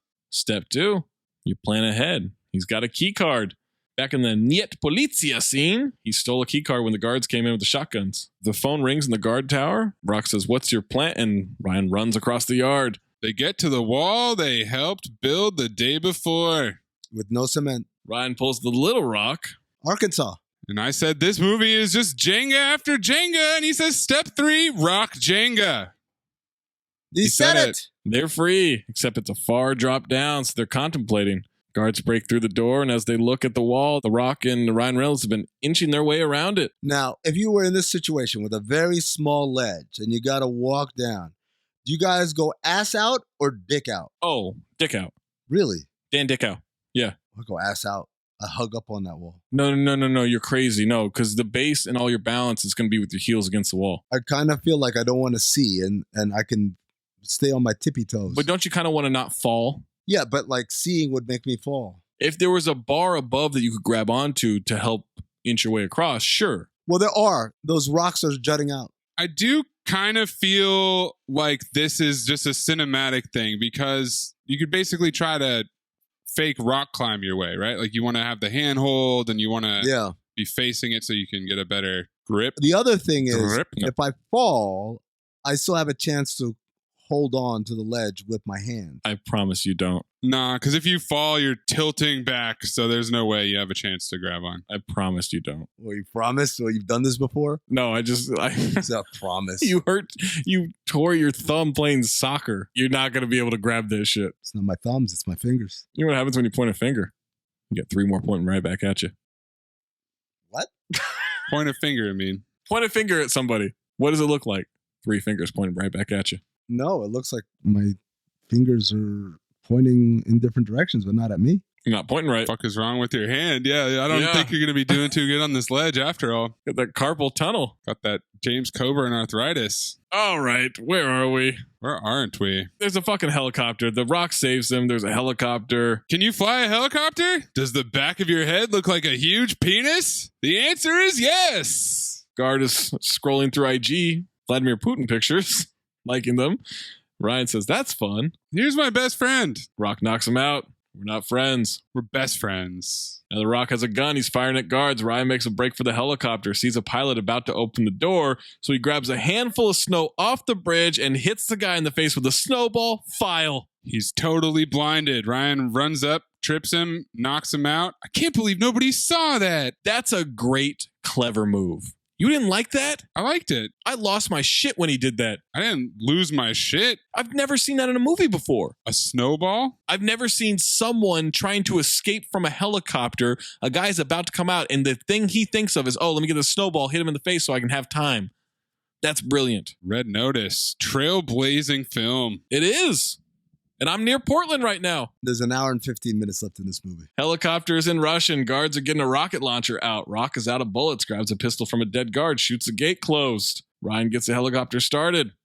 Rock starts running across the bridge, and a guard shoots a missile at the bridge. Hits it. The explosion catapults him into the wall. He catches onto a rope and has to climb up from the bottom. The guards get under the door. The helicopter's lifting up. He turns the copter and fires the miniguns after saying, uh-oh. And he rains down suppressing fire. It looks like he's leaving. The rocket launcher's getting reloaded. Rock gets himself up, runs, and dives into the chopper. Oh, you made it. Thank God. You said save yourself. I said go. I didn't mean without me. And I was going to carry you with me in my heart like an eternal flame, you stupid complainer. Then the missile detection system fires off. The rocket fires, the Rock opens a door, and it flies right through the helicopter. I did like that. This reminded me of True Lies. You're fired. How does the helicopter know that a missile is coming towards it before the missile's even been launched? It detects the lock-on. Oh, gotcha. That's the technology. Like in Top Gun, it's not detecting the missiles, it's detecting that the lock-on has happened. I thought that was just a video game thing. The Warriors are the talk of the town in the first quarter of the NBA season, while the NFL is approaching its playoffs. Even me, a huge consumer of sports radio, sports podcasts, and above all else, sports knowledge, doesn't always have time to watch all the games, stay up on all the headlines, know every little detail that might affect my bets, all the inactives, who's playing tonight. Luckily, I get to relive the best in sports from the night before with BetMGM Tonight, presented by BetMGM. I feel so much better and more confident picking games after listening. And the show is a rollicking good time to boot. BetMGM is a high-energy live destination for casual and hardcore sports fans alike. Hosts Quentin Mayo from NBC Sports Washington, Ryan Horvat from 1250 AM The Fan, and Trista Kick are joined by on-site correspondents to bring you insider information in real time. Every detail matters when making bets, and BetMGM Tonight dives deeper to help give you the edge. It's fun to bet on the game. It's even more fun when you've got the inside scoop. Tune in to BetMGM Tonight, presented by BetMGM on Odyssey, Spotify, or your favorite podcast app. Cut to London. No time specified. Even more Poppy talk. Bishop talking about her father making her who she is today. She's so focused on winning that she can't fully relax and just be. The guy she's talking to is tied up and his mouth is taped. See, because they made it seem like it was therapy, but it's actually a hostage situation. He's an intelligence analyst. She just wanted someone to talk to. I'm just kind of groaning because she's so bad, and this is so exposition. This scene didn't need to happen at all. It didn't exist. Yeah. This is a problem with all these Netflix movies. They don't have editors. Right. They're just allowed to have everything in there. She just needs to make sure that there's a message sent to Inspector Das that is untraceable to her. Says a lot of buzzwords in the process. lot of jargon. Patching security. And he triggers a floor button under the carpet. Tracking protocols. And her message. Third-party movements. Even has a pixelated Bishop gif for some reason. Yeah. Because she's playing chess. I get it. The Bishop! She opens the door. The guard runs in. The door. She trips him.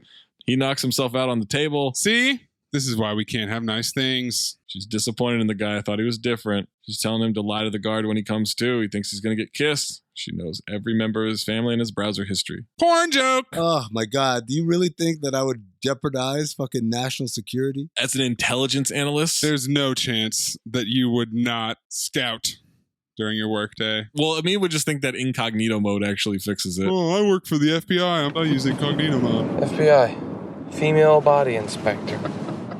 You know, because we're both in law enforcement. We both like women.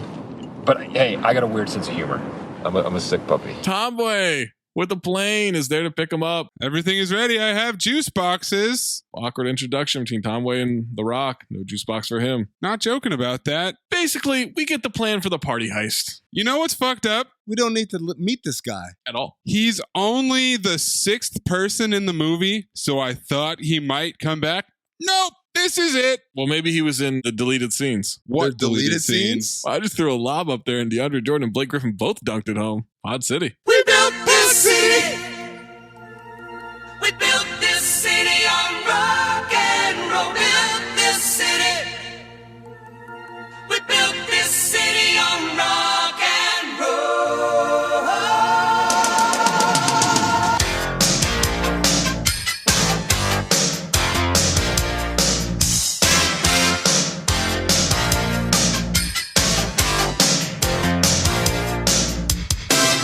They're going to dress up in black pajamas, sneak into the bedroom, slip through the study, put the hands on his precious. We get a lot of security jargon, 45 seconds between stations for the guards as they move. The 2-man guard teams at every access point are signal rotated to keep them frosty. Callback, RIPD. Bunch of cameras, no blind spots, always watching, listening, like Alexa, but with guns. There's also a little bit where Ryan does an unnecessary somersault in the flash forward. The Rock walks up and says, "You are amazing, ass on." And he says, "I know." Wow. For the door, only one face and voice open it. Sotto voce. Is this Russ Hanneman? I don't like the way he talks for the rest of the movie, but I like the way he said his own name. I was very confused by his accent the rest of the movie. I got a lot of questions. He's a voice actor too, so he dialed this up special for them, and I don't get it. And sotto voce just means soft voice. How are they going to get his voice and his face? Positive attitude and some pretty kick-ass deep fake technology. It's an iPad that changes his face and voice. Deep fake, 21st century, ma'am. If you have more than 12 images on the internet, I can send your mom a video of you mouth sexing a goat. I'm not saying I'm going to do that. I'm just saying I could if I wanted to. If I had enough time. And then takes a bunch of pictures. And enough pictures. I thought that was funny. But wait! There's more exposition. There's a 12-digit randomly generated passcode that's changing every 6 minutes. Can only be found on his phone, and his phone can only be found in his pants. So yeah. It's his thumbprint. It's easy peasy. He didn't update his iPhone. -4. So if you don't get his thumbprint, we can't get the egg. Oh my God, you can learn. This is amazing. You're not sparkly enough. I'm going to get you a matching vest to go with those pants. These scenes are just The Rock with the worst, dumbest dialogue and Reynolds expositioning his ass off. Cut to Valencia! Sweeping drone shots, that's right. People enjoying the party. Rock shows up in a tux and a mask, grabs a drink off the tray. The mask is barely covering his enormous penis head. We hear, check, Roger Dodger. What's your 20, free bird? They're right next to each other. He's not used to working with a partner. It's a marriage of convenience. He wants a divorce. He's keeping the kids. Banter. So much banter. Amin is overdosed on banter here. Banter! It's a quicksand of banter. My notes. I've literally skipped paragraphs of notes here because it's like there's no point. You get it. You get the point. Time to steal the phone. Bishop's there. The Bishop! They see her. Rock's gonna go for her. Walks up to her. She asks if they know each other. Hard to tell with the mask on. He takes it off. She acts surprised that it's him. I thought that was funny. This is exactly the same scene as when Batfleck approached her in a museum as well. Is this just Gal Gadot's thing, hanging out at museums and having jacked heroes approach her? Not any museums, Maze. The museum that the rich evil guy owns. Don't tell her anything. I'm not here for the egg. Only to clear my name, so all I need is you. Well, now you're telling her everything. Whole thing's gonna end with you in handcuffs. Promises, promises. She walks away. He grabs her. They start dancing. Careful now. Oh, good. You're dancing with her. Don't want to cause a scene. Not bad for a convict. Wants to know if he knows where the third egg is yet. He asks about her partner. Impossible to pull off what she does alone. That's when Soto notices them dancing, storms over.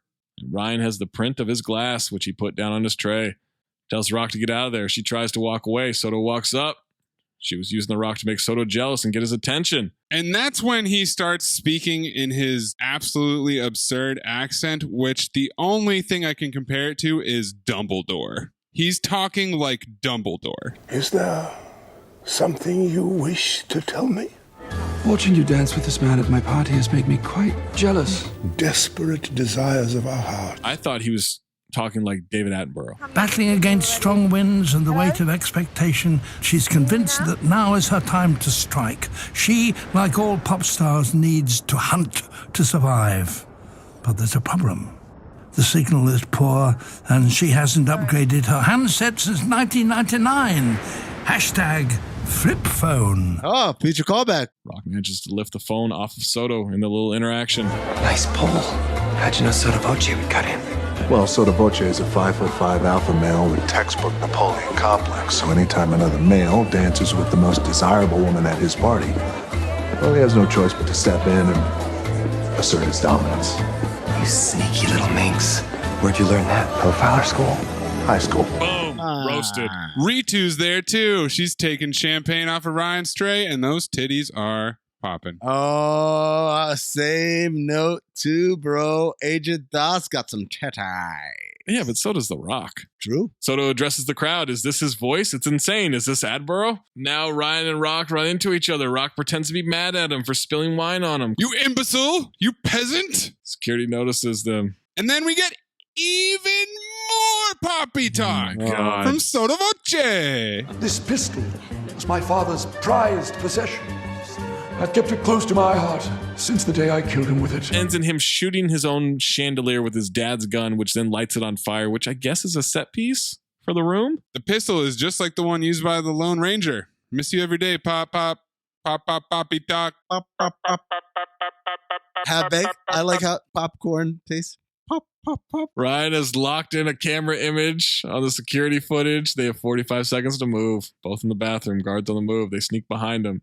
Just barely get through two more sets of guards passing each other, and they reach the library. Ryan grabs a glass with a fingerprint, says nice and easy. They bump into each other, and the glass shatters on the floor. You're like a well-dressed wall. He's searching for glass pieces for the print. Found it. Then he uses a thumb condom to take the print, unlock the phone, punches in the code. iPad set up for the deepfake. It works. Vault opened. Security is alerted that the vault door is open. They're going to send a team. Code red. They took their time. Das walks in on them. Rock explains Bishop set him up. She tosses him handcuffs to get him to detain Ryan Reynolds. He's a pretty damn good thief for his first time. I laughed. Don't sell yourself short. Hector Deflector over here, not good at taking a compliment. Detain your friend. We're not friends. We're work wives. We're not work wives. We're sister wives. We're not any kind of Shut wives. up, both of you. Arrest him, or she arrests both of them. He says sorry.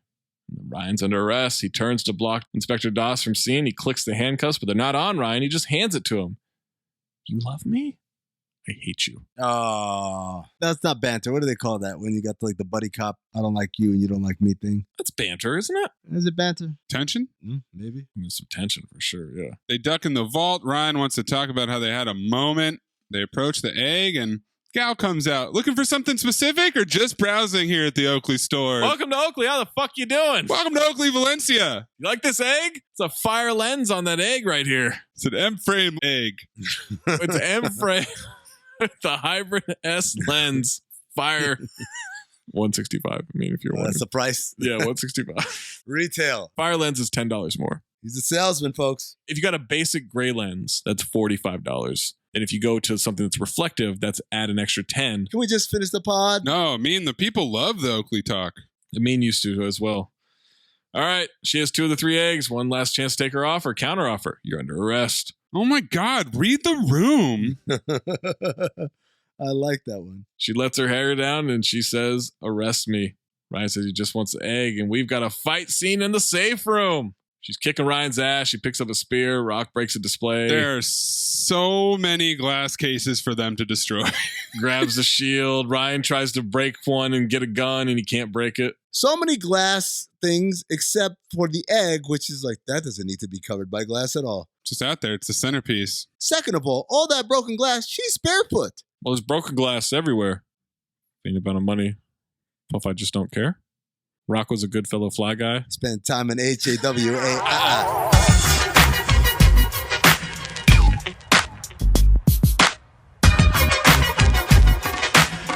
Gal gets a spear. Ryan gets a big-ass spiked mace. She fights them both silhouetted against the red-lit wall. Looks great. I love the visual of this movie. Some of it. The first portion we're in. Because, spoiler alert, this movie was shot over 2 different periods. One pre-COVID and one post-COVID. Definitely was. Oh, the I didn't know that. Pre-COVID shit is shot very beautifully. Looks amazing, yeah. The post-COVID shit, you're going to notice. You're going to red notice. It's just like, what are we doing? Can I just guess? The Coliseum. Oh, it's not just the Coliseum. All right, she kicks their ass. Ryan pretends to square up, but then runs toward the egg. She catches him. Rock tries to handcuff her. She makes him handcuff both of them, then knocks them into each other to the ground. God, this is such a confusing erection. She grabs the egg, and Soto and guards come in. Ryan says they didn't steal the egg. Tried to, but she got it. Would you like to make a confession, my lady? And she hands him the egg and says, pleasure doing business. I told you they'd come. Woo! Oh, what the fuck? Knocked out. Now they're at the Coliseum.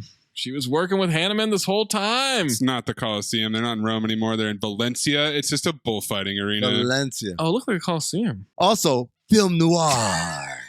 Time for them to tell her where the third egg is. Down here, beneath the bulls, no one will hear your screams. Like space. Piss off for 1,000 years.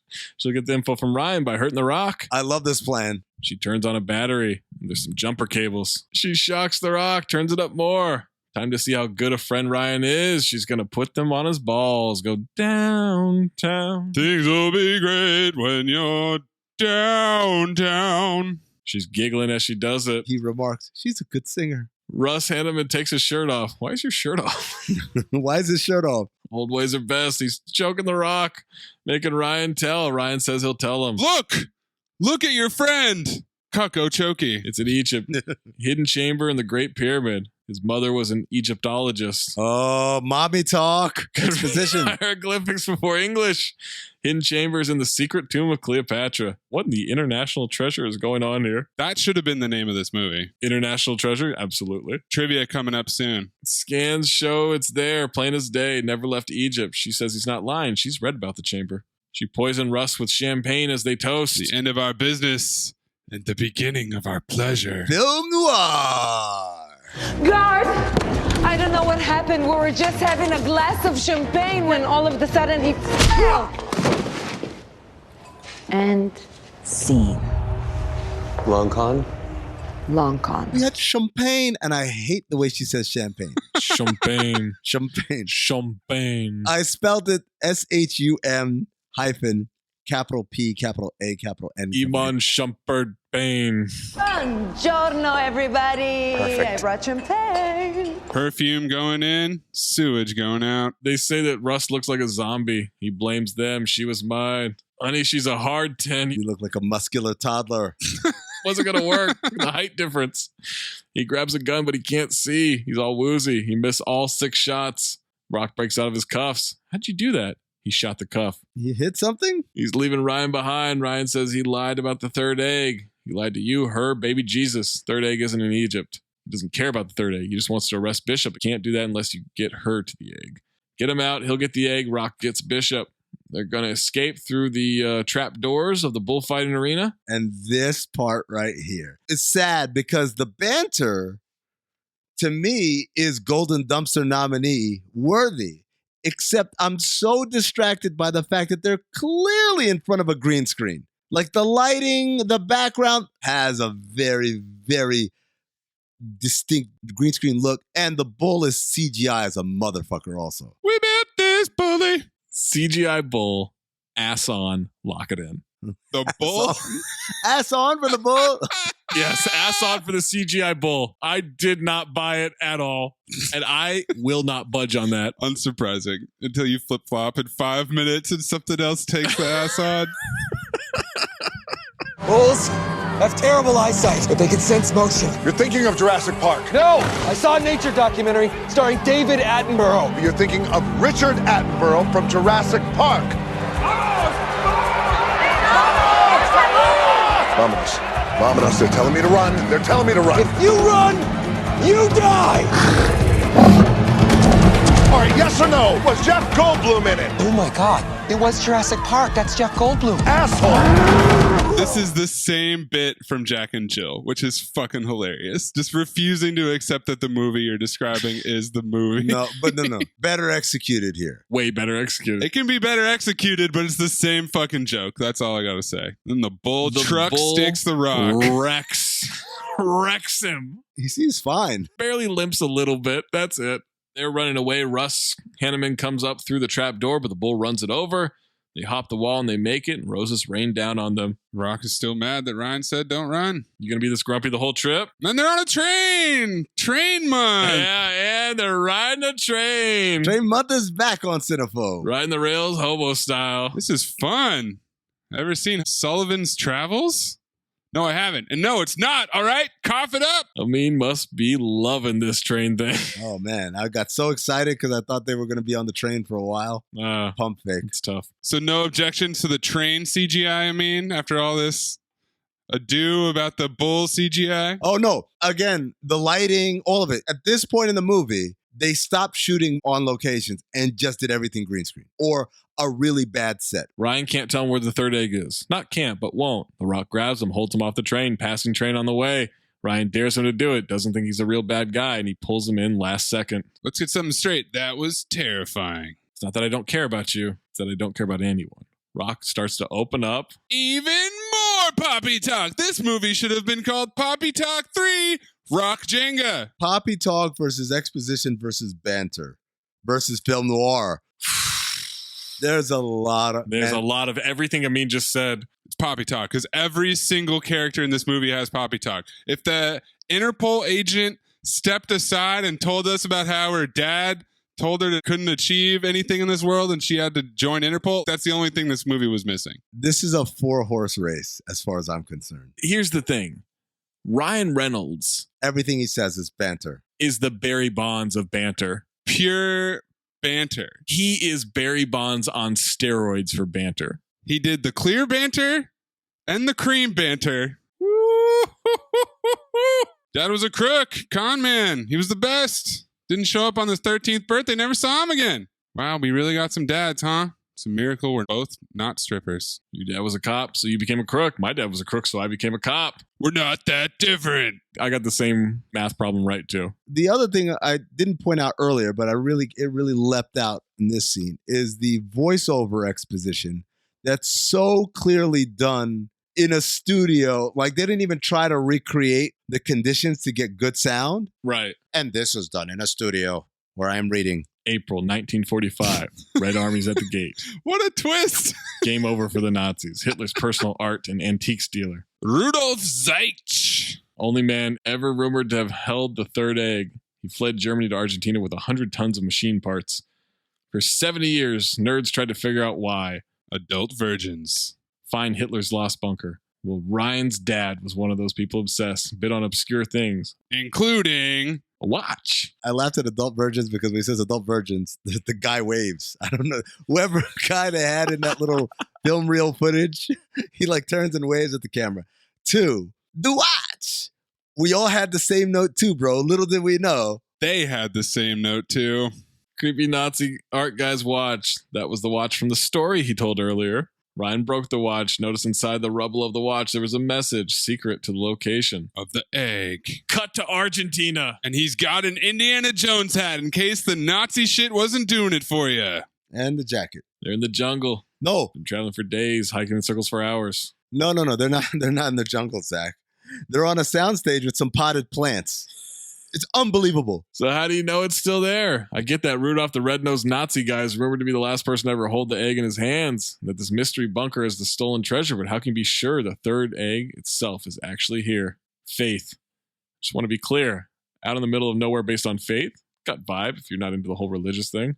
They're there. X marks the spot. Rock is pissed and ranting. Map is upside down. Long walk back. I blame the compass. Last Crusade reference. X marks the spot. Rock tears the map, throws the compass on the ground, and bang, we hear some metal.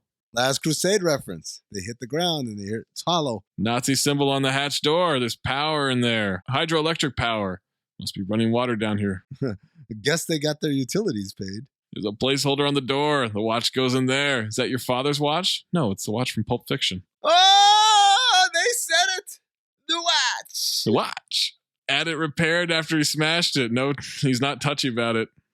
It magnetically attaches to the door, and I wrote Ryan Reynolds, Magnets, Netflix. Lock it in. Fun with magnets. Dad, please be good, crazy. It unlocks the door, and they walk into this massive, massive room. Crates and crates and crates of stuff. Endless treasures. The warehouse from Raiders of the Lost Ark. The warehouse. Forget the egg. Let's just steal this stuff. We're not here to steal anything. Actually, we are. We're here to steal the egg. You know what I mean? Oh, I steal it. Stealing and you steal it. It's what? How about we just shut up? And by we, I mean you. You're also rude, too. Rude to boot. Look for a box that says MacGuffin. Reference. Said it. They find Hitler's car. $25 million. Easy. It's a convertible tank. Same car from Rat Race. 1931 Benz Grosser 770. The place must have been built from the mines there. We find out there's probably miles of these things, which will come in handy in a little bit. That was some fantastic exposition there from The Rock. Yeah. Oh, yeah. These mines never end. Yeah. Nick Fury's down here mining nothing for some reason, smoking a cigar. That's probably a reference to Fast and Furious 6 and the runway.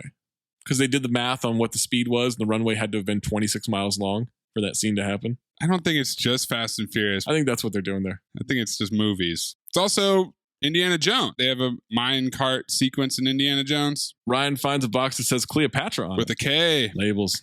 Nazis. Dum-dums. There's so much movie left here. The egg is in there. Ryan grabs it. He drops to the ground. It's fine. 5-second rule. Sure you don't want to flip it? Let me save you guys the trouble. Your entrances are bullshit. Oh! The bishop! Walks in. She knew they'd lead her to the third egg. Was never going to Egypt. He goes to hand it to her. Doss and her crew bust in. Gunfight.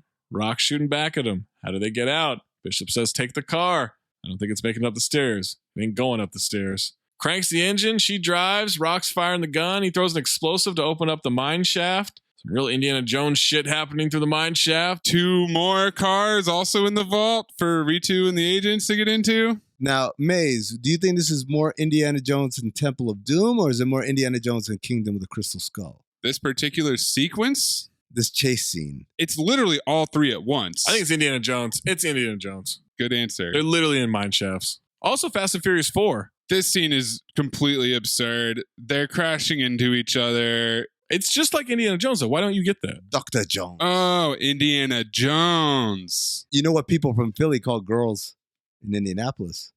They call them Indiana Jones. They're crashing into each other. They're fighting over the bag, holding the bag suspended between the 2 cars. Mm-hmm. It looks at first like they're going to lose, but then they start beating the guys up. Oh, imagine that. There's another Wilhelm scream. Then the egg pops up in the air. Ryan dives and catches it. The Rock pulls him into the car. You saved me. You love me. You love me like crazy. They blast through a fence. They're running out of road, heading towards the light. I hate when Maze does that voice. What, you hate this voice, Amin? If we stop, they'll catch us. Then let's get caught. We can escape later. It works for me all the time. They go flying out of a waterfall. They're in the water below. Das can't see them. Car sinks. Ryan emerges with the egg. Rock and Bishop haven't emerged yet. You'll be missed. He walks away, then comes back. He puts the egg in the sand. He runs back into the water after the rock, but he's already on the beach. You just choose me over the egg? No, I didn't. You were coming in there to rescue me. I left my phone in there. Only have a finite amount of time to save it. Stick in a bag of rice. It's the whole thing. You thought I was dead? I wished you were dead. Saw you splash around. Hartley! Hartley! It's not a waterfall, guys. It's just a swimming pool with some potted plants around it. It looks like a pool. Bishop emerges, collapses on the beach. Ryan says, not going to make a big deal out of this. Not going to gloat. It's not who I am. But some people say this is very embarrassing for you. Yes, of course. Probably everybody. But that's not important right now. What's important is you realize you lost and I won. We won. Together. Friendship. Teamwork. It's called the moral of the story. Something I've wanted to say to your face for years. Checkmate. She's got 2 eggs. He's got 1. How's that work exactly? Don't have to win in order for you to lose. That's the best part of this whole thing. Sometimes when you win, you really lose. And sometimes when you lose, you really win. And sometimes when you win or lose, you actually tie. And sometimes when you tie, you actually win or lose. Don't even care about the money anymore. Honestly, look at your face right now. That face right there. Just, yeah, perfect. Resting failure face. In a word, priceless. Added bonus, my friend here will give you a lifetime supply of prison. Isn't nice? That's so nice. Rock says he told her how this was going to end. They smile and they kiss each other. Film noir.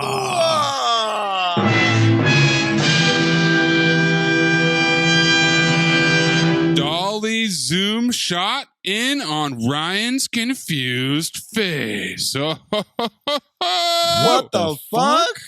And they blew their one and only F-bomb in this movie for it to be a PG-13 movie. Well done. Resting failure face for him. Priceless. Working with each other the whole time. They're partners. Flashback to them fake fighting. Flashback's position. Surprise! There are 2 bishops in chess. And a whole lot of pawns. She compliments him that he wasn't laying it on too thick in prison. No, honey, you were so good. Really? I appreciate that. I have notes. I laughed. Ryan wants to rewind. She electrocuted him downtown. That's when she passed him a key for the cuffs. They want the egg. Gun soaking wet. No way. She shoots it. Bang. I'm not a Navy SEAL. Rock hands her the egg. Story about Rock's dad was correct, but he wanted to be a better con man than him. They respected him. Have to get to the wedding, and they have the perfect gift. No hard feelings, pal. It's what we do. Always appreciate a quality double cross. You guys got any sunscreen? I got no base. This is a spray tan. Cut to Cairo. Father of the bride. I said it. Has men bringing her the eggs. They bring out the Ark of the Covenant. I honestly thought Ryan Reynolds was going to be in there. Yeah. When they opened it up. Same note too, bro. Because all I could think of was the Rick and Morty heist episode. Yes. Film noir twist after twist. All I could think of was, I think you should leave, and Ryan Reynolds should have come crashing out the bottom like coffin droppers. All of a sudden, Ed Sheeran starts singing. The bride freaks out more about that than the eggs. Ed Sheeran! Interpol breaks in. God, he's so cute. You know what? I enjoyed Ed Sheeran's appearance here. Agreed. That's a really funny way to introduce Ed Sheeran. It's an Egyptian billionaire. Of course he could get Ed Sheeran. Mm-hmm. Interpol breaks in. They arrest the dad. And the bride. But not the groom. Rock and Bishop cheers. Ed Sheeran shoves a guy and swings his guitar like a weapon with his ass all the way on. Possession of stolen Nazi loot is the crime. Ed Sheeran says, I'm Ed Sheeran, bitch. And I wrote, okay, I take it back. Quick reversal there. Cut to Sardinia. 6 months later. Sexy getting out of the boat on a soundstage time. Backlit by the sun or just a really bright light on set. Get out of a swimming pool. A kiddie pool, I believe. They sent a drone to Sardinia. Shit. Ryan is on the yacht. This Gouda is disappointing. Such a fancy yacht, you'd think they could stock some decent cheeses. It's not cheese, it's uncooked pork. Heard tapeworms can be quite slimming. Das sent him to prison, but he escaped before they got there. All's fair in love and eggs. He's big on forgiveness, but not forgetness. He tipped Das off on the Cayman Islands account. Das took it all. They're all even now. But there's a new score. Double the payout, triple the challenge. Best part, it's a 3-thief job. Film noir. One last time. You know what I think is funny, Booth? Vin Diesel's audition tape for Cats. It exists. Clip it. Nowadays, to find a good girl, forget about it. Don't exist. I'm seeing this girl for like 3 months already, right? I bring her candies, I bring her flowers, I take her to the movies, nice restaurants. I'm treating this girl kind of special, right? And I'm meeting her family, she's meeting my family. I'm about to let her start hanging out with the fellas, which, as you know, is something you don't do, is a big no-no. Anyhow, one night we go out, right? I picked her up, we go to this restaurant, some restaurant in the village, right? Some Italian place. So what happens? I'm sitting down eating with my girl, and some guy walks in, a real pretty boy, and sits down at the table behind me, right? I mean, come on, you don't do, what's this guy, kidding me or what? Can you believe that motherfucker? So I because my girl's like looking at him, right? So I turn around, and he's reading the menu. I mean, come on, what am I, stupid? What, are you reading the menu with me turning around? I get up, I go over to him, I'm like, hey, you got a fucking problem? You looking at my girl? I smack him in the head. He doesn't even say a word to me, like he can't believe I'm about to throw him a beating. The manager starts coming over to me, right? But he's kind of scared. I pick up a Pellegrino bottle off the table. I swear to God, I'm gonna smack him in the head with it. All of us, you're not gonna believe this, I can't even believe this right now. All of a sudden, some faggot out of nowhere, I'm talking about a real homo, runs up to the guy I just smacked. He's screaming, oh my God, Richard, stop, please, like a little fairy like this. I'm like, oh shit, what is it? And runs up and hugs this guy I just smacked. And then it comes to me. It wasn't this guy's fault. He's a fucking $3 bill, for crying out loud. It's my girl that's the problem, not him. So, like, I'm not a queer or anything, but, you know, I kind of feel bad for the guy. I make money, so what do? I give him $50 to pay for dinner. And then I drag my girl up by her hair, and oh, do I throw her a beating. I mean, when I tell you I made her eyes look like sun-dried tomatoes over here, mine. I haven't seen her since, though. She don't call me anymore, that bitch. I don't know what's wrong with her. I think she's kind of, you know. Anyway, what I gotta tell you is, there's no good girls out there. How is this an audition for Cats? Maze, how many bingo words? Oh boy, it's just one giant bingo really wrapped up. The whole thing. It doesn't make any sense. When you say that F word, I don't think you need to clarify. I think the message got across of what you think of this person. Oh, I think they sun-dried tomatoes. That's for Cats. And he booked the role. Is this your handwriting? Not to mention just the meta subtweet of the entire situation. It's golden dumpster worthy, if anything. Rock kicks him off the boat. She says, stop. All they need is trust and love. What are we stealing? He says this, and he points to his heart. Doss and Interpol converge. Boat's empty. Back at Doss's office, we get in the movie. Second to last scene. They all get hit with red notice on their files. She stamped it. The three of them are at the next job, and cut to, it's the Louvre. Le Louvre. Notorious plays and roll credits. Notorious! We are. The doctor says I need about 3 weeks of recovery, but the nurses is loving me. Saying the best part of the day is my half. Feeding me something and giving me the sponge bath. Nigga said I got dead in the street. Nigga, I'm getting high, getting head on the beach. What was that last lyric, Zach? I'm getting head on the beach. Bingo. Unfortunately, bingo when said too quickly. Too close. Supercharge it just to be safe. Yeah, just supercharge it. That whole thing right there. Trivia. When they enter the vault, The Rock shines a light on a crate marked Top Secret Army Intel 9906753. Do not open. That's the crate number which holds the Ark of the Covenant at the end of Raiders of the Lost Ark. Number 2, in addition to the no swearing thing, no one, including multiple anonymous henchmen, museum, and prison guards, is shown dying in the movie. Congrats. I appreciated it. Both Ryan Reynolds and Dwayne Johnson drink their own brands of liquor as their characters in separate scenes. We've got Terramana Tequila and Aviation Gin. The part of the bunk bed scene where Dwayne Johnson pretends to snore was improvised. Ryan Reynolds' reaction to this and Dwayne's corpsing was spontaneous, genuine, and kept in the final cut. It should come as no surprise to people that most of this movie's dialogue, the banter, was improv. There's lots of improv. The most noteworthy improv line, of course, was Vin Diesel's audition tape for Cats. That's improv, And they fucking died laughing as soon as he said it. The film was originally supposed to land in theaters under Universal Studios before distribution rights were sold to Netflix. The movie's MacGuffin is a set of 3 ancient bejeweled antiquities known as Cleopatra's eggs. Not real. MacGuffin is the Hitchcockian term for the object at stake in a suspense thriller. Hitchcock actually explained it as one man telling another that it is a device to hunt lions in Scotland.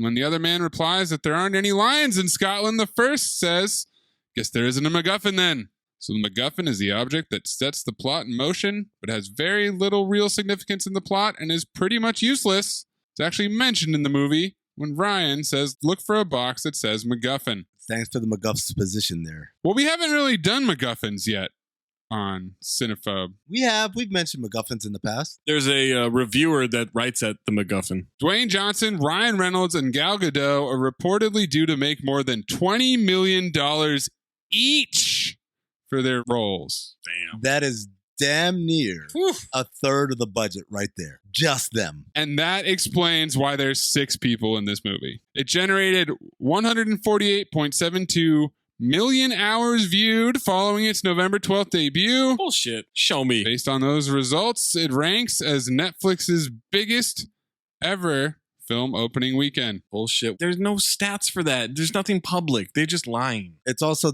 their biggest budget ever for a feature film. Right. So all of a sudden, this is the best one. This jet-setting, globe-trotting movie features numerous exotic locales and settings, including Rome, Bali, Valencia, Cairo, Argentina, Sardinia, and London. Burbank. However, many of the sites were actually in Georgia, Northridge, which doubled for numerous locations. No shit. Athens, Georgia, not Greece. Rome, Georgia. Republic of Georgia. It's the same place they shoot the Marvel movies. In preparation for filming the Porsche chase scene, Dwayne "The Rock" Johnson got stuck trying to get into the car due to his massive frame. You can totally see him get stuck in the way they cut around it at the beginning of the movie. They needed to slick him down with oil in order for him to get into the car. Red Notice is one of the first feature films to extensively use the first-person view FPV drone flying for cinematography. Gal sings Downtown by Petula Clark while torturing The Rock, to which Reynolds quips she's a good singer. This is a sarcastic reference to the severe criticism Gal Gadot received when she covered the John Lennon song Imagine in an online event in 2020 during the beginning of the pandemic. And the world will be as one. Tom Cruise, Nicolas Cage, and Keanu Reeves were considered for a part. Cage was nominated by Dwayne Johnson. Nick Cage was supposed to be Dr. Shirtless. Oh, that would have been fucking awesome. Yeah. I was wondering who that would have been. I was thinking maybe it would be Bishop, like they would have just turned Gal into one of them. But Nick Cage is playing fucking Sotto Voce. I mean, that's a Cinephobe Hall of Famer right there. You have the twist at the end being that The Rock and Nick Cage are fucking this whole time? Yeah. Okay. Does that not line up for you? That's why he nominated it. Because they improv so much, at one point, Netflix got really, really worried that this was going to go severely over budget. Over budget? They had to have people on set to police them to make sure that they were doing stuff on time. The Porsche Taycan, which is the electric Porsche, they purchased 2 of them for this movie. Well, yeah, they wrecked one of them. And then they realized they couldn't, like, it just wasn't going to work. You think that they crashed the van because they decided the chase scene wasn't going to work out? Pretty much. Oh, wow. That's some... You can't use it, so... Love that. Love that. I mean, they covered it well then. I'll give it to them there. That was a good way to subvert expectations. Ryan Reynolds did most of his own stunts, including the scaffold one. Jenga. Gal Gadot was worried that The Rock was going to crush her toes when they did the dance scene.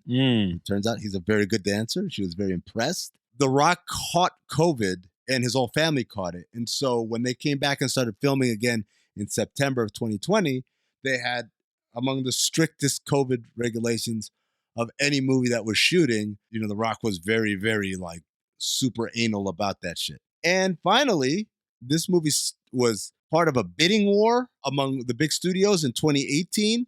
The Rock signed on as soon as he was pitched, sight unseen. Gal Gadot signed on, sight unseen. Ryan Reynolds had to read the script. And then signed on after reading the script. Ryan Reynolds reads scripts? Yes, we saw that scene in the end of Deadpool. Yeah, Ryan Reynolds is very eclectic. By the book, process-based method actor, yeah. What is this Ryan Reynolds shade that you're throwing here? Why do you think he's a dumb guy? Because he's pretty? Who said that? He's talking to you, Maze. Yeah, I'm talking to you. I didn't say any of that. Oh, no. I mean, there's a tone. There's an undercurrent. Yeah. I won't lie, Maze. You shit on Ryan Reynolds like more than a couple of times. Yeah. Let me know when Ryan Reynolds does Richard III, all right? Not Deadpool III. Breathe in through nose, out the mouth. Ass on, ass off. Teddy Rex, Moosey Teddy Rex. Teddy Rex, Moosey Teddy Rex. Ass on. Fuck it, ass off. Ass on. Fuck it, ass off. Ass on. CGI Bull, Gal Gadot, and Ed Sheeran. CGI Bull. Final answer. Gal Gadot. Of course, Amin picks the woman. I didn't buy the bull. I don't know what to tell you. Like, if you thought the bull did a good job, that's insane to me. You know, the funny thing is, Zach, I agree with you, except for the fact that Gal Gadot was worse at being the bishop than the bull was at being a bull. The bull had one job, be a bull, and it couldn't do that properly. Gal Gadot can't say her lines without sounding like she's reading them. They didn't even give the bull lines. It was so bad. CGI Bull, our first CGI. Yeah. Ass on. I don't even care about anything else in this podcast. That's all I wanted. You only embolden him, Maze. You realize that. Fuck you, Amin. You got the horns. You got the CGI horns right here. This is how we get the LA Bridge, downtown bridge, as like a 5-time repeat offender. Oh, this is how? That's my fault? Are you objecting to that? That's not me. That was you. We can't help that it just keeps showing up. What do you want me to do? Ignore it? Okay, I'll just ignore Sylvester Stallone when he shows up. Ass off. Out of the 6 people in this movie, it's Ryan Reynolds with his ass off. Yeah, he was great in this. Amin's going to pick The Rock, of course. I would have loved for Chris Diamantopoulos to give us a different voice than Dumbledore's voice. And I think, for instance, if Nick Cage had played Sotto Voce, oh my God, that would have been an ass-off contender, but he fucked it up. It's Ryan Reynolds. Double R. Are good at keeping secrets? Absolutely. Because I've got a present for you. Secret present outside by the dumpster. Is it a baseball mitt? It fits you like a baseball mitt, like a glove. I hope. Golden Dumpster nominees. Zach nominated the diving over the table camera work that was 1.5 seconds of this 2-hour movie. Oh, I did. Yeah. I told you to note it. You did note it. Thank you, Mace. Thank you, Robert Horry. The Rock's Beastie Boys car chase getting interrupted by a gelato van. I like that. That's a good one. Niet Polizia. Banter. Poppytalk. Oh, man. Exposition. Oh, man. Film noir.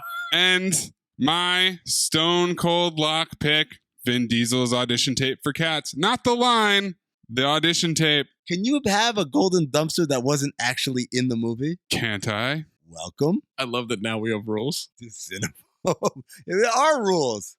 There's rules to this shit. 40% or lower. That's a rule. Audience or the critic score. I want to ask you guys, everybody remembers the infamous Vin Diesel Instagram post where he said, "My little brother Dwayne, the time has come. The world awaits the finale of Fast 10. I hope that you rise to the occasion and fulfill your destiny." Mm-hmm. Is that in response to the Red Notice Vin Diesel Cats audition joke? Wasn't that before? No, it's after. Isn't it?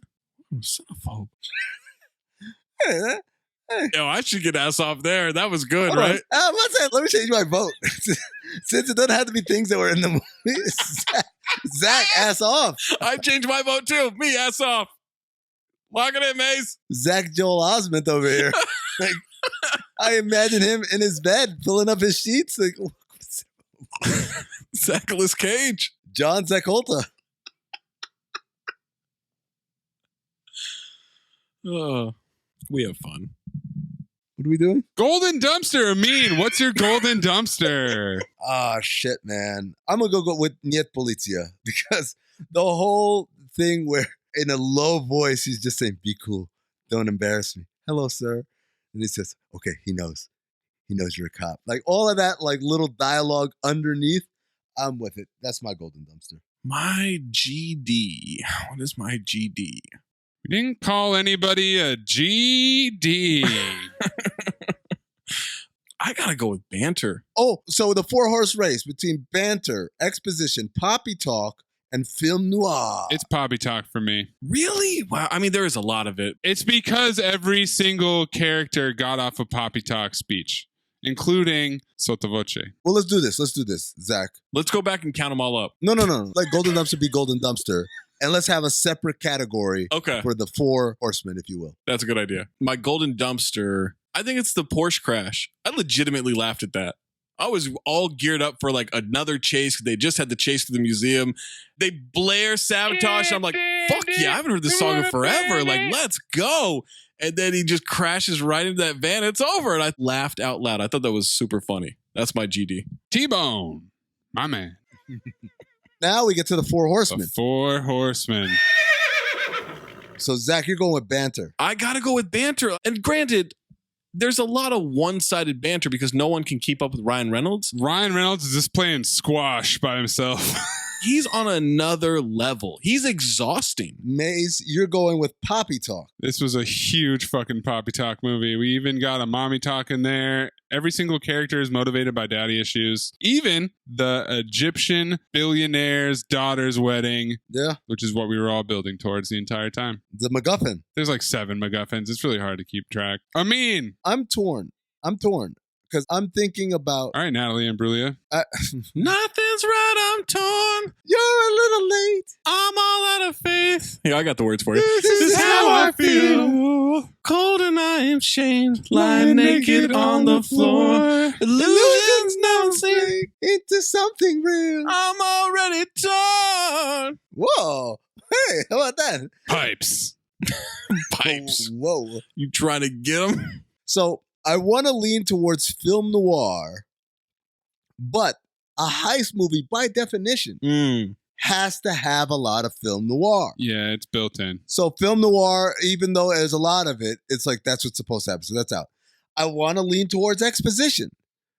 But a heist movie, by definition, has to have a lot of exposition. You can drop the heist from that. Just a movie, by definition. But a heist movie in particular, like heist movies have to convince us that the thing they're trying to heist is worth heisting. So it really comes down to Banter or Poppytalk. But a Ryan Reynolds movie always has banter. There literally does not exist a Ryan Reynolds movie where there isn't banter. Maybe the Wolverine one where his mouth was sewn shut. Future Cinephobe, by the way. So that leaves me by process of elimination. Poppytalk is the winner of the 4 horses. 2-1. But here's the thing. I didn't even pick Banter. Film noir. Film noir. Oh. Anybody else want to change their pick dramatically? One last film noir change in my mind. All right. Tony Medley, anyone? TM time. Little TM. TM up. I guess this is intended as a buddy comedy. But the buddies, Dwayne Johnson, formerly known as The Rock, and Ryan Reynolds, have little chemistry, and the lines they are given to utter are feh at best, and certainly not very funny. John Hartley, Johnson, is some kind of agent apparently after Nolan Booth, Reynolds, who is called the world's best jewel thief. Not jewel thief. What is he talking about here? Let's stop here. Cary Grant played a jewel thief in To Catch a Thief, 1956. Bingo! And he was dapper, debonair, and believable.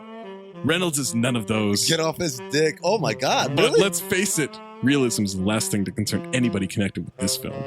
Even though they're apparently on both sides of the fence, the movie would have you believe that they partner up to steal one of Cleopatra's eggs. Don't ask me. One of them? Enter the bishop, Gal Gadot, who apparently also has the same goal. They have to find it and then abscond with it. It's apparently a competition between Hartley and Booth on one side and the bishop on the other. Reynolds tries his best to put some oomph into this film, and he can get an A for effort, but Johnson and Godot just seem to be punching a clock, and who could blame them with this script by Ross and Marshall Thurber, who also directed, so he can take all the blame/credit for this thing that has enough plot holes to overflow a community swimming pool. Frivolous doesn't do it justice. Netflix claims this has been watched for more than 148 million hours. Go figure. That doesn't say much for what Netflix is offering its viewers. Amin, what do you think you gave it? 4 out of 10. Boom! Nailed it. Really? Finally.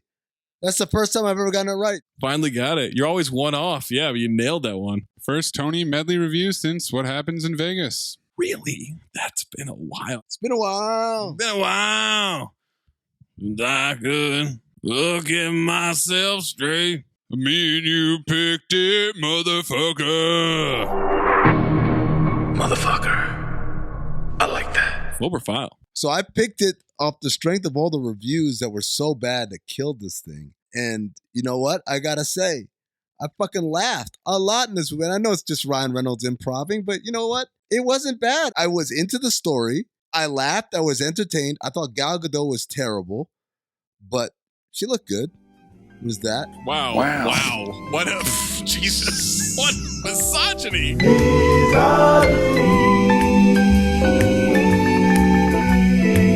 No, it's not. She was terrible, but hey, she looked good. Well, I mean, it would be misogyny if she was good and I said she looked good. I'm like, that's not nice.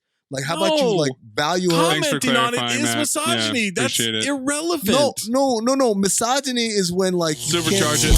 May supercharge it. All right, whatever. This movie was super long though. 2-hour movie, and it felt longer than 2 hours. It dragged at several times. So it's going to be a phobe for me. Maze? Well, I got to say, it was long as all get out. There was only 6 people in it. It hit every single category we have on this podcast. Exposition, Poppytalk, Banter, Film Noir. The Rock was underutilized. Gal Gadot, straight up, not great. Wish Nicolas Cage was in it instead of Diamantopoulos. But Ryan Reynolds carried the movie, as he is wont to do. It was expensive as hell. And I would consider watching this again. I'll watch the sequels. It's a file. Wow. Okay. It's really long. It was such a chore to watch this movie and take notes. Definitely. Like such a chore. Like it took me all day.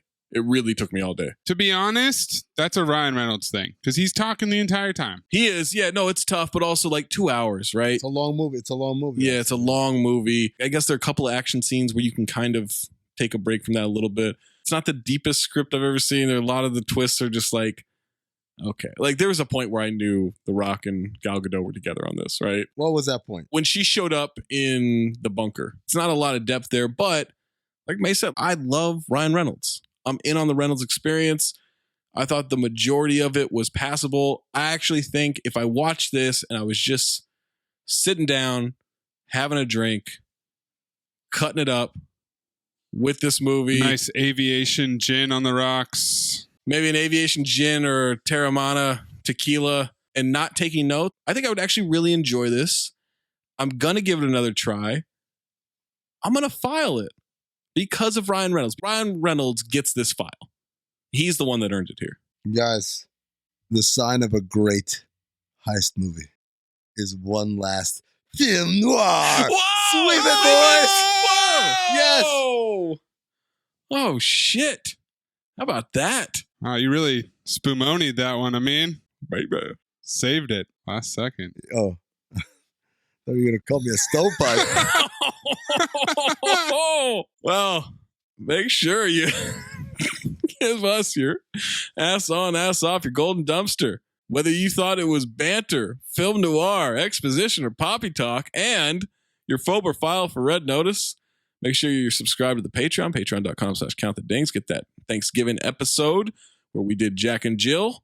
And May says it was one of the funniest episodes we've had, right? Or I don't know what the fuck he said. It was like 3 hours ago. Some shit, I don't know. Funny episode, yeah, whatever. Some shit, I don't know. We'll get to it. Dad sings. You'll like it. It's fine. Patreon.com/countthedings. Make sure you hit us up on the Discord. Make sure you leave a review on the old Apple Podcast. Even if you don't use Apple Podcasts, just leave a quick review. And make sure you tune in next time on Cinephobe as we continue Heist Month for one more job. Next time we make love, you introduce me to Jade.